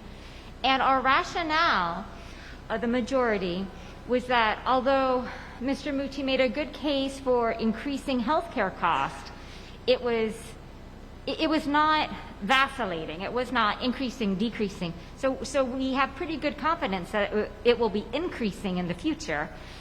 And the Finance Committee hesitated in establishing another reserve fund, another stability fund for a specific need, because that detracts from the overall operating reserves of the town, and we felt that this would not be in the best financial interests. Thank you. Thank you. Mr. Nixon. This one working now? Thank you. Madam Moderator, could I ask Town Council Mina Macarius to share with the meeting, should Article 5 pass, could he just clarify for town meeting what measures would be necessary to put money into the fund and what measures would be necessary to take it out? Thank you very much. Town Council, can you please clarify with information regarding what means are needed to take money in and out of the account? Sure. Because this is a stabilization fund that will be established under Chapter 40, Section 5B, require a majority vote to put money, of town meeting, to put money into the fund and a 2/3 vote to take it out. Unlike your special act stabilization fund, which the town had established years ago. Thank you. Anyone further on the question? Thank you. Yep. Sally Dale, Precinct 7. My question was somewhat answered by the Finance Committee, which is that I didn't see how it would be possible that there would ever be a year where the health insurance costs would go down, because it seems almost endemic to our economy that health insurance costs continue to go up every year. So that was one question I had as to how you would address it if it just kept going up and up and up and up and up, as I think it will, and maybe others do also. And then my other question was this whole question of how it would be funded, because funding of anything that comes before town meeting is incredibly difficult to make the case for because of the tightness of funds for our community. So I understand the benefit of a stabilization fund, but it just seems, well, perhaps I'm following on what the FinCom came to, which is that having too many stabilization funds takes away from the nimbleness of the town to respond to other things. So that was my comment. Thank you very much. I actually believe the best person to direct that question to is actually the Select Board. The Select Board, does healthcare go down? And then also, how do you plan to fund it? Madam Moderator, can I respond? Thank you. So, good questions. So, our staff works diligently, and they are now looking at plan options. The way healthcare costs can go down potentially is a plan change, and that's when you see in that presentation the flatlining. That's what you're seeing. So certainly, if it's not something you would do every year, but certainly a plan change would decrease possibly health insurance costs, and certainly that's what other town meeting members were talking about by examining the GIC and other plans that are out there. And certainly our staff does that almost every year with our insurance consultant. The GIC is always considered, and typically our plans have beat the GIC every year, and that's why it hasn't been one of the reasons why we haven't gone that direction. And certainly this year is no different. What is being explored right now could yield a decrease in insurance costs, and with that, though, we can only lock in a rate for 1 year at a time. And what our fear is, a year from now, 2 years from now, we could see, a rapid increase. And certainly we do have the operating reserves, but by having a specific planned over time account, we could essentially cushion that blow, that one-time blow to the operating reserves that we weren't expecting. The way this fund would be funded would be if we did realize the savings in 1 year, and we would come back before this body and report what that savings was, and we would then ask this body to put money into this fund for future years. It's just a designated fund that would allow us access to other resources than just the reserve account to do so, and fund any large jump that we may see. Thank you.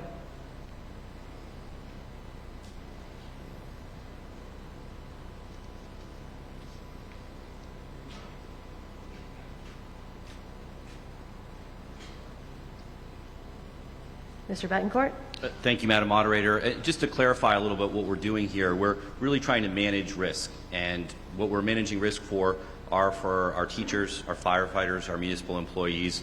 When we have a huge increase in our health insurance costs beyond what we've budgeted for that year, that money's got to come from somewhere. And if you saw what has been presented by Beth Rudolph and staff, we have less free cash to make up for huge percentage increase like that. So as Rich was saying, that means a plan change. That means less benefits for our municipal employees who really count on that. It makes it really difficult for them to plan. So I know Katie and I were on the GIC, and we've through Lexington Public Schools, and we've seen over the years how the quality of that health care has dipped down lower and lower. The contributions and co-pays increase, and for our municipal employees that are planning for their families and for their future, it's a really big impact. So we, as Rich said, we beat the GIC with our plans for several years. Now costs are starting to stabilize.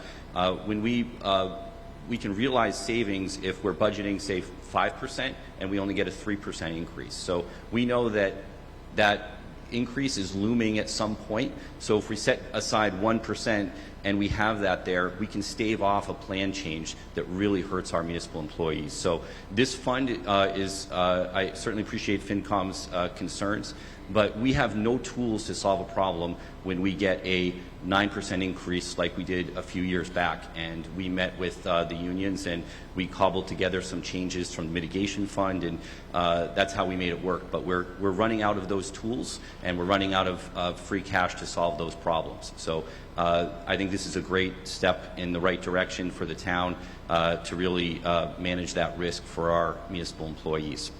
Thank you. Thank you. Mr. Jarius? Further on the question?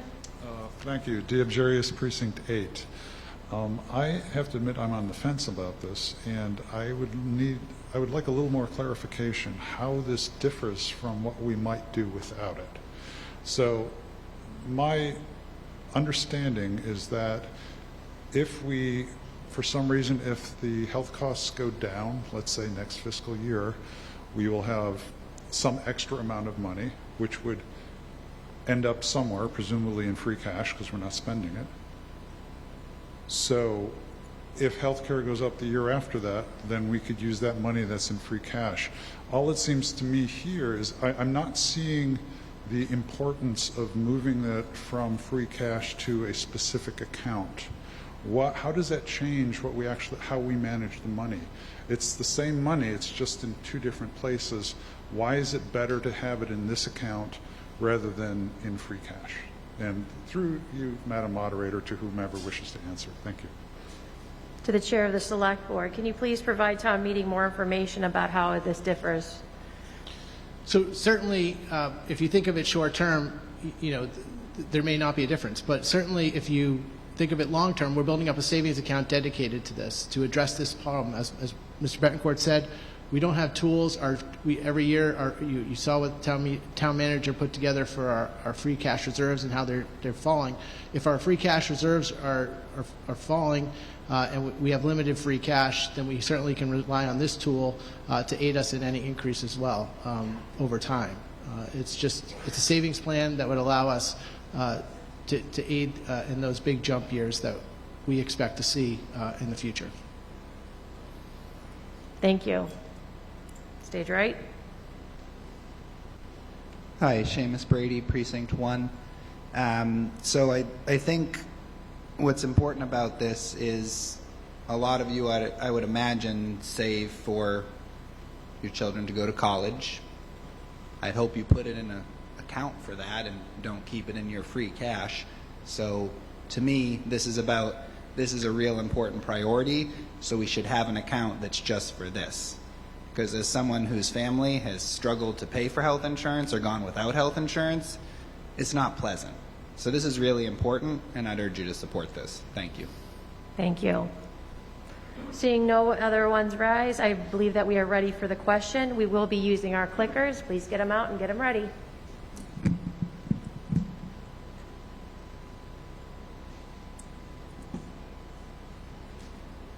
The light is on. Please make your selections.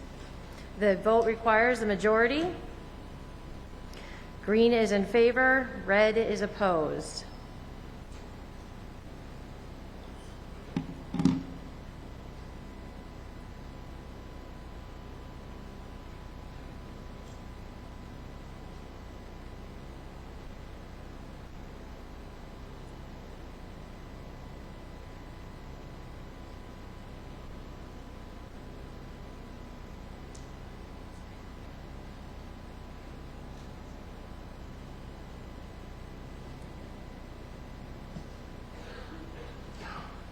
With 150 members voting, 89 in the affirmative, 60 in the negative, 1 abstaining, the affirmative has it, and the motion is adopted.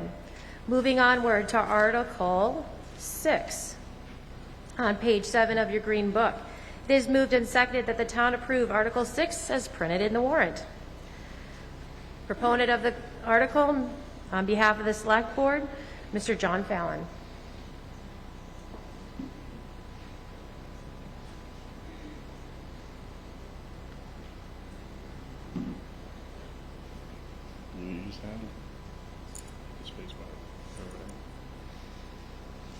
Thank you, Madam Moderator, and good evening, town meeting.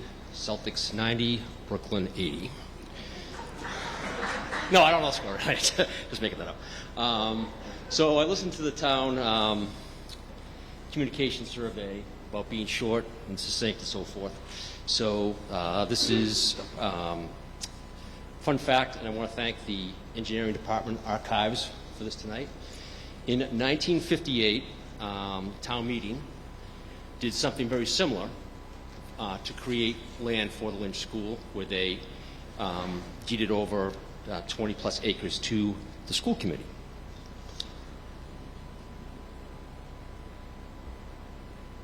I do have a PowerPoint. Oh. Okay. So how do I? Oh, okay. It's actually the moderator's fault. My apologies, Mr. Fallon. Oh. Pretty teed off. No. So, there's a picture tells 1,000 words, but why don't we just go through the high points of this? The town seeks to transfer custody and control of the well fields, which was in the 1950s, and prior to that, a series of wells. But then we joined the MWRA, and the wells went away, and they will be capped as part of this process. The Lynch project is entering into the schematic design phase in partnership with the MSBA, and they selected N5. So now we go to the picture shows 1,000, tells a better story. So all they're doing at Lynch is really just flip-flopping the location of the school in the parking lot in order to give the school adequate land. That we're proposing to transfer approximately 4 acres to the school committee. And that's really what's before you this evening. Thank you. Thank you. Do we have a recommendation from the school committee?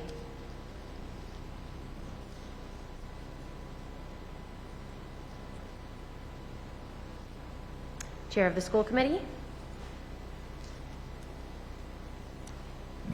Thank you very much. The school committee recommends favorable action on this. Thank you. Do we have a recommendation from FinCom?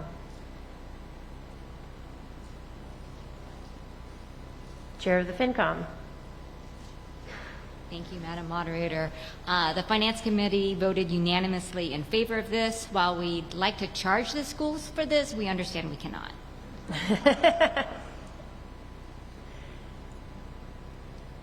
At this time, seeing no boards or committees rise to give recommendations, is there anyone from town meeting who has any questions or comments on this? Seeing no one rise, I believe that we are ready for the question. The question requires a 2/3 vote. We'll try it with a voice vote first. All those in favor? All those opposed? The ayes have it. Motion is adopted. Thank you very much. We are going to proceed with Article 7, and we will end there this evening. And we will start back up with Article 8 on Thursday.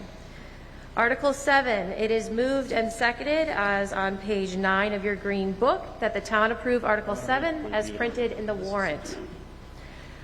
The proponent is the Retiree Health Insurance Advisory Committee, and on behalf of that is Mr. Peter Schemitz. Hi, I'm Peter Schemitz, and I'm going to speak, and then we all get to go home as usual. Okay, so as you know, sometime around 2014, we authorized the Retirees Health Insurance Advisory Committee to look at 3 issues. So one was, what is the state of retiree health care insurance and how are we paying for it? How are we communicating with the retirees so that they understand what's going on, what's likely to happen, and what's likely to change? And finally, we paired that with the OPEB, the other post-employment benefits payments. So that's the issue related to paying for retiree health care on an ongoing basis as those people who will become retirees are working. So with every single day that we have people working for the town, we are incurring an added amount of cost that the town will have to pay at some point on the out portions of their career, well, of their life actually, after their career. That was a big issue in 2010, and we could get into all the reasons that 2014 required us to create this committee, but that goes on way, way too long. Anyway, the committee was formed, and we met for probably monthly for a number of years. We did hand out a lot of money. We chased down issues related to people's health insurance. We helped make those changes that brought the town's contribution to the amount that retirees got in their health care to pay for their health insurance up.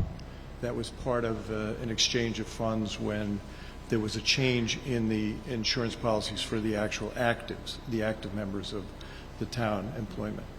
But starting about 6 months before COVID rolled in and making it very hard to do this 2 years ago, we decided that we had reached the end of what we had been charged to do on an ad hoc basis back in 2014, and we put the choice before ourselves of either sunsetting ourselves or deciding that we were still relevant and then asking the town meeting to make us a permanent board. It's fun, and everybody wanted to stay together, so we decided that we were relevant. No, I think we did it in the other order. We made very few changes to the actual charter, so it remains examining what it is that the town is and isn't doing for the retirees as far as their health care is concerned, maintaining communication with the retirees, and continuing to look at ways the town can fund its OPEB liability. We did make 2 substantive changes to the makeup of the committee. It seemed a little strange after all that time that there were no active members of the school on the committee, and there was nobody essentially representing the school committee. So we added those 2 members. The rest of what you're looking at is sort of startup issues. So if you're looking at the motion, there's the largest paragraph there is how is it that we're going to repopulate the board in such a way that 3 years from now we don't lose everybody because they all roll off together. So really that's just a startup issue. And that's it. Thank you very much. Do we have a recommendation from the Select Board? Chair of the Select Board, Mr. Mucci. Madam Moderator, the Select Board voted unanimously favorable action on this article. Thank you very much. Any other boards or committees that have recommendations on behalf of Finance Committee? Chair, Mrs. Blackwell. Especially, I believe, Dr. Blackwell. Thank you, Madam Moderator. The Finance Committee voted 2 in favor, 7 opposed, and 1 abstention. And while we thank Mr. Steinmetz and the previous committee for their advisory role, we felt that the makeup of the committee was not the best to propose unbiased feedback for the retiree health care. So we thought the current makeup would be fine, or just outreach to the retirees and the active users. Thank you. Thank you. Seeing no other board or committee rise at this time, town meeting members, if you have questions, please make your way to the microphones or raise your hand if you're unable to.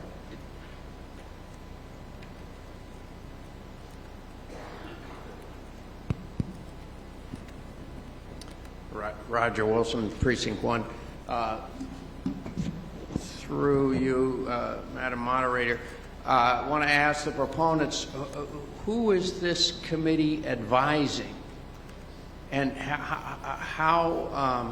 what is the authority under which they function here? It's not clear to me in the charge, which each one of the points is that they're communicating, but who gives them the authority to communicate? What are they communicating? I don't understand the purpose of the committee here. Thank you very much. To the proponent, could you please provide town meeting more information about who the committee will advise and the authority that they will have? I can't tell you who we will advise and who we will communicate with, but I can tell you who for the last 8 years we have been advising and who we have been communicating with. The charge we were operating under was an ad hoc charter based on the town meeting. We are at this point chartered by the town meeting. We're a committee of the town meeting. And if this passes, we will remain a committee of the town meeting, only we will be on a permanent basis. What we were chartered with to do and what we did do from a communications point of view is that we communicated with the retirees. And so step 1 was figuring out how to do that. That turns out to be one of the most difficult things we did. And it turned out that it actually is difficult, even with money in hand, to communicate with people who you're trying to give them the money. So with a fair amount of money in hand and attempting to communicate with retirees who we're trying to give money to, we were getting response rates between 8% and 15%, which we were told was high. We were, in that instance, operating to communicate with retirees based on communications that we were getting from the Board of Selectmen. And what we were advising was, in fact, the Board of Selectmen mostly. The largest, the most important, I think, advice that we gave was to act as a go-between between the unions the retirees and the Board of Selectmen when we got everybody to agree to transfer money that results when the town changes health care plans in such a way that there is a reduction both in the cost of the plan but also in what's being provided by the plan. They have to set aside a certain amount of the money that results in that cost savings as a mitigation plan for the active employees. And what we did was broker a deal in which that money was handed over by the unions in use for the retirees' health care, to pay for retirees' health care plans, and thus increase the town's percentage. So that, I think, was the major action in which we communicated and advised the town. But for the rest of it, it was reviewing the plans, getting information out to the retirees about what the plans were and how they may change, finding, figuring out, it's a big hodgepodge of people because a lot of the people who used to work here started before Medicare became a thing. So they aren't eligible for Medicare. So they're a very different population than everybody who's retiring now who's retiring with Medicare. And when I say different, it costs like 10 or 20 times as much for somebody who started before Medicare to pay for their insurance than it does to pay for somebody who started after Medicare. And so there's very, very complicated issues of getting everybody stacked up and then getting that information to town. But that's essentially the communication that's going on. And thank you very much. We're not making any policy, so none of that's happening. Yes.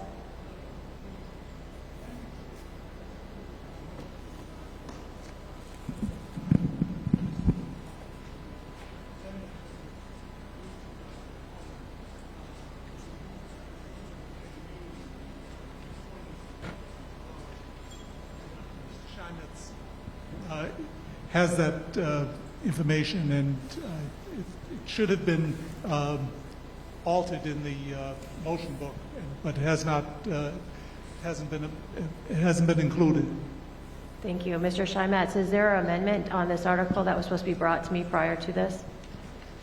I wasn't aware that I was supposed to bring it, but what the problem is that the article is written to it would take effect at the end of town meeting, but when in fact it should take effect when the town meeting is certified complete by the state government, and that had been changed with the Rules Committee. I'm sorry, I wasn't aware that was I supposed to take that to? Yeah. One moment. Yes, we'll do an amendment now at this time. Give me one moment. Okay. Is there a second on the amendment? One moment. We need to get the language. What section, Mr. Conti?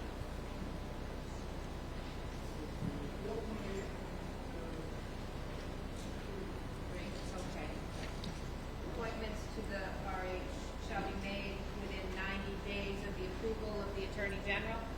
Is that sufficient? Yeah, I thought it was the Senate, but yeah. Within 90 days of the approval of the Attorney General, that's sufficient. There is a motion currently on the table to edit section 4.8.3 to eliminate Springtown meeting, the last 3 words of the first paragraph, and change that to Attorney General. The motion has been moved and seconded. Any discussion? Yes?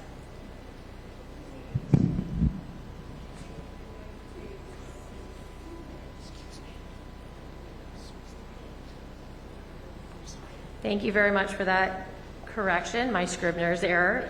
90 days of the approval of the Attorney General. All those in favor? Aye. All those opposed? The ayes have it. Please proceed. Any other questions or comments from town meeting members? Yes? Thank you, Madam Moderator. Carol Savage, Precinct 5.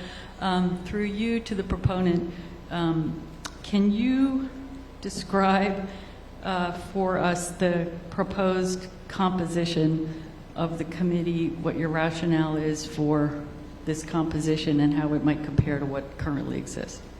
Thank you very much. To the proponent, could you please provide the town more information regarding the composition and the reasoning for it?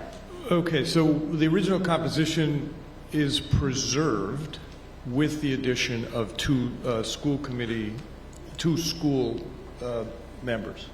So the original composition was a member of the town who turned out to be a statewide expert in health insurance. That was very useful. There are reps from the Personnel Board, FinCom, Finance Committee, the Board of Selectmen. There was an active member of the town employment who happened to be on the fire department, and two retirees, both of whom are retired teachers. There are two ex officio members, one being the town treasurer and the other being the town comptroller. And am I missing anybody? No. Okay. So, in addition to that, we had added an active town employee and a rep from the school committee. And the reason being that the schools represent more than 50% of the active employees, and we guessed probably more than 50% of the retirees. Thank you. Mr. Jurius?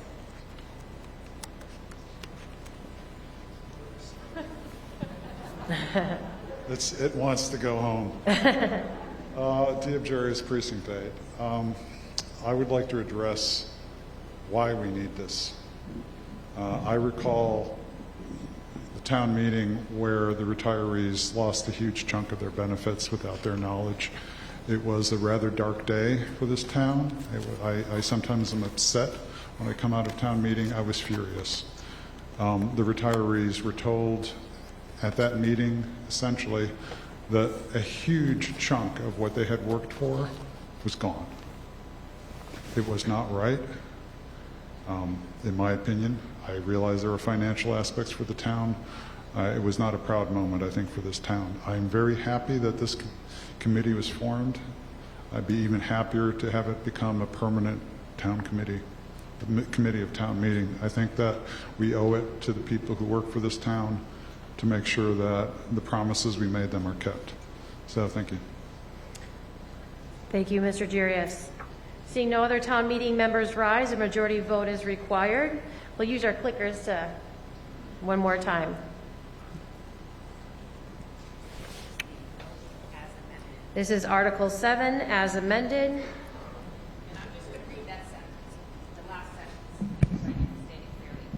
The amendment is, appointments to the RHIAC shall be made within 90 days of approval of this section, 4.8, by the Attorney General. Thank you.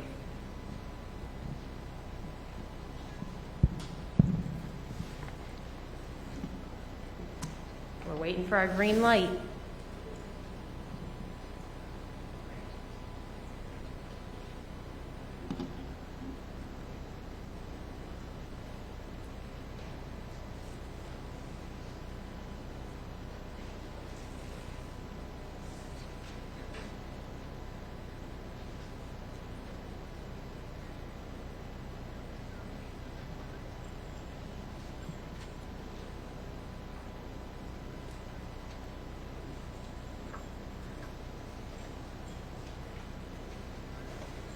A majority required, 111 in the affirmative, 28 in the negative. The affirmative has it.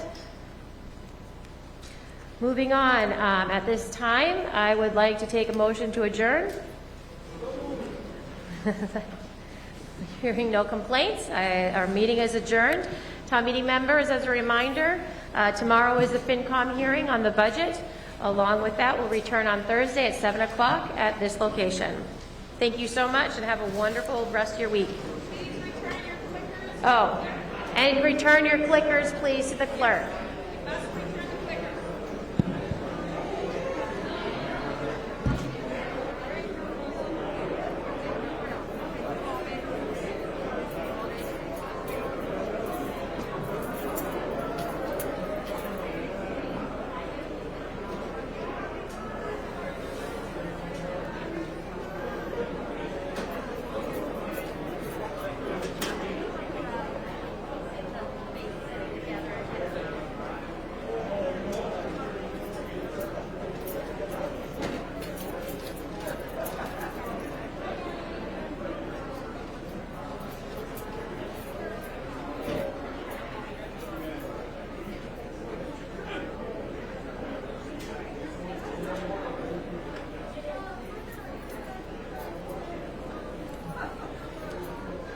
Good evening, everybody, and welcome to the first in-person session of Winchester's town meeting, our spring 2022 town meeting.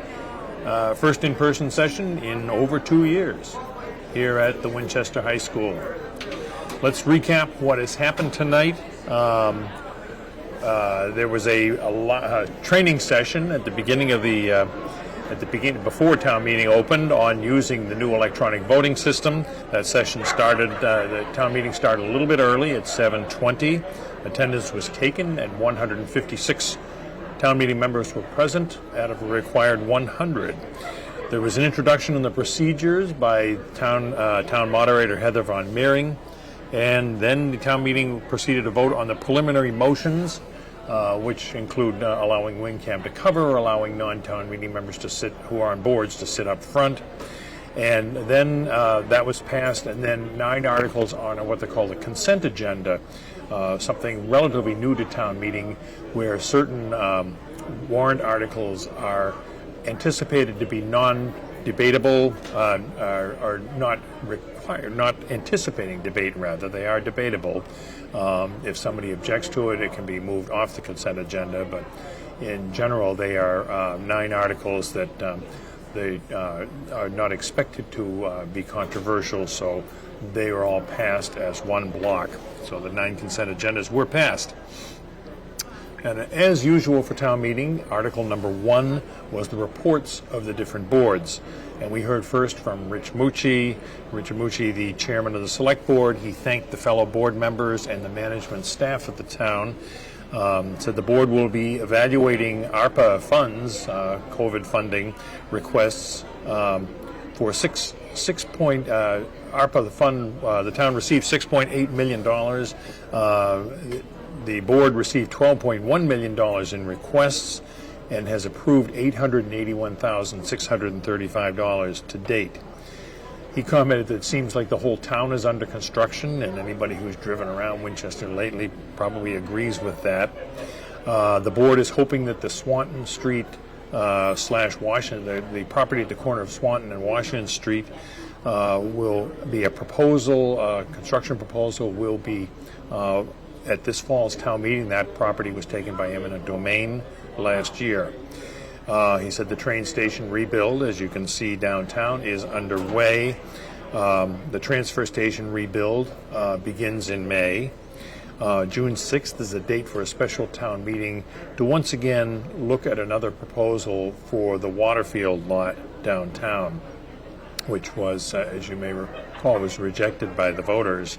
The original proposal was rejected by the voters in a townwide referendum.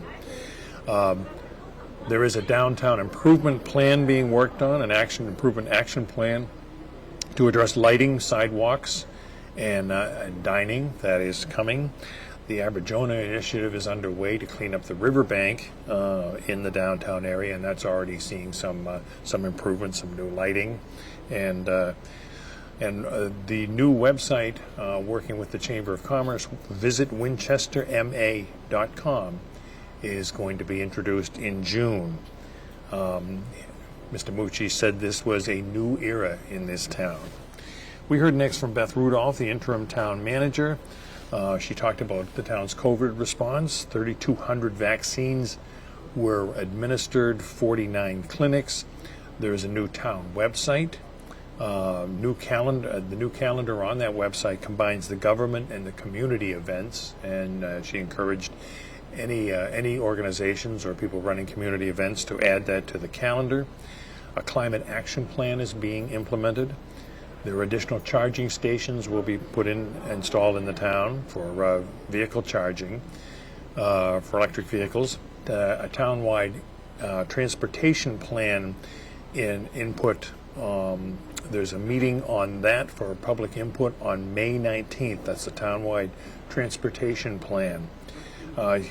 She said free cash is at $13 million, and she reviewed the challenges to maintaining the reserves and finished her comments remarking that Town Day and the Anca Fair are both returning in person this year in the next month or so. Karen Bolognese, school committee chair, said the school committee faced a challenging year. with COVID setbacks, advances and then setbacks related to COVID.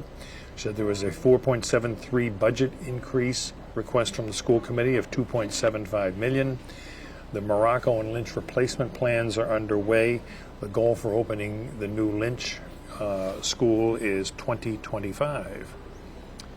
Maureen Pimentel, chair of the Board of Health, reviewed the COVID statistics, vaccinations, PCR tests, contact tracing, and education.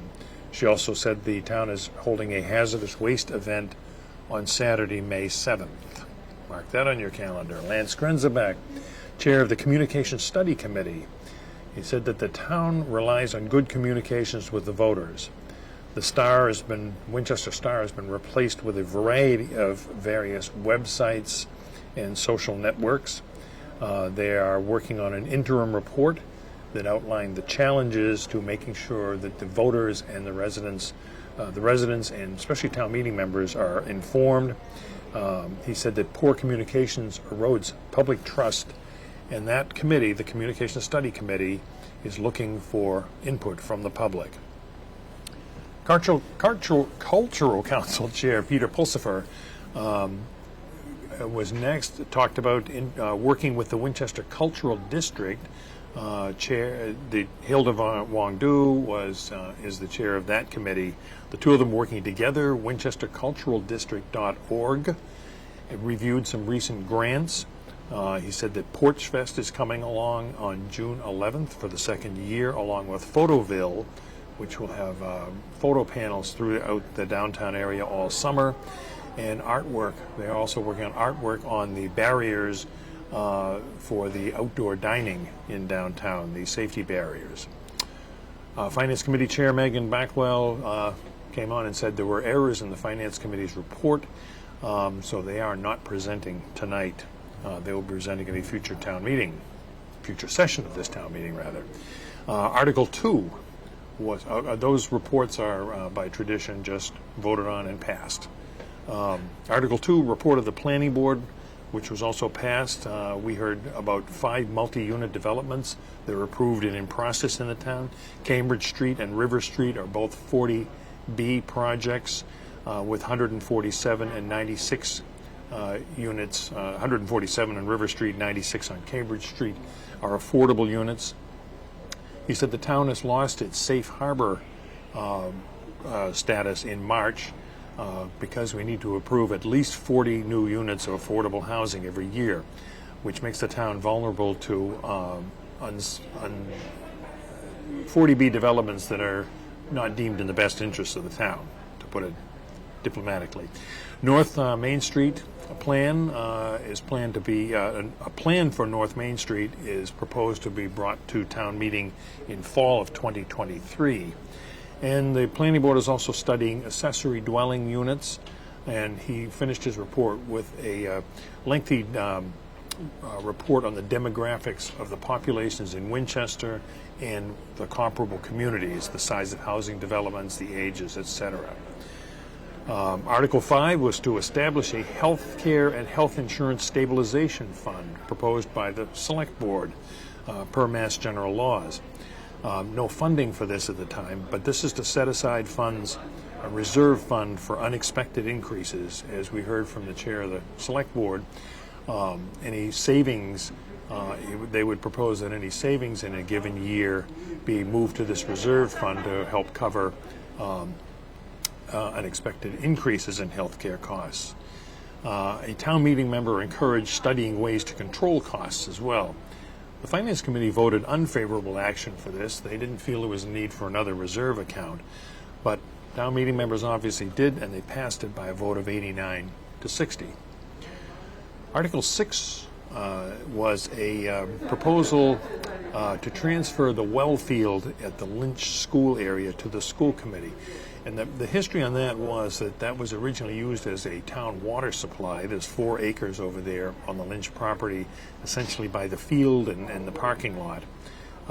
Actually, I'm sorry, at the edge of the parking lot in the field. It went out of use in the 1950s when Winchester joined the MWRA. Now that needs to be transferred. It's owned by the town. It needs to be transferred to the school committee because that's part of the area where a new lynch is going to be constructed, and in the parking area in the Wellfield area, and then the old Lynch School will be demolished. That was passed on unanimous vote. And the last article tonight was to modify the Retiree Health Care Advisory Committee, the rules and the compositions of that committee. There are 7 voting members. There are some changes to their duties and responsibilities and their terms, and that is that committee is responsible for advising town meeting on the retiree health insurance rates and contributions. That was passed on a vote of 111 to 28. So town meeting resumes on Thursday, April 28th, this coming Thursday. We will be covering it here again at the high school. And as we leave you tonight, I want to remind you you're watching WinCam, Winchester's viewer-supported television. We thank you for that. If you want to learn more and learn how you can support our mission, just go to www.wincam.org. We thank you for that, too. And with that, we're wrapping up town meeting tonight. I'm Alan Iden. We will see you here Thursday. We thank the WinCam staff for the work here tonight and volunteers. And we wish you a really good night.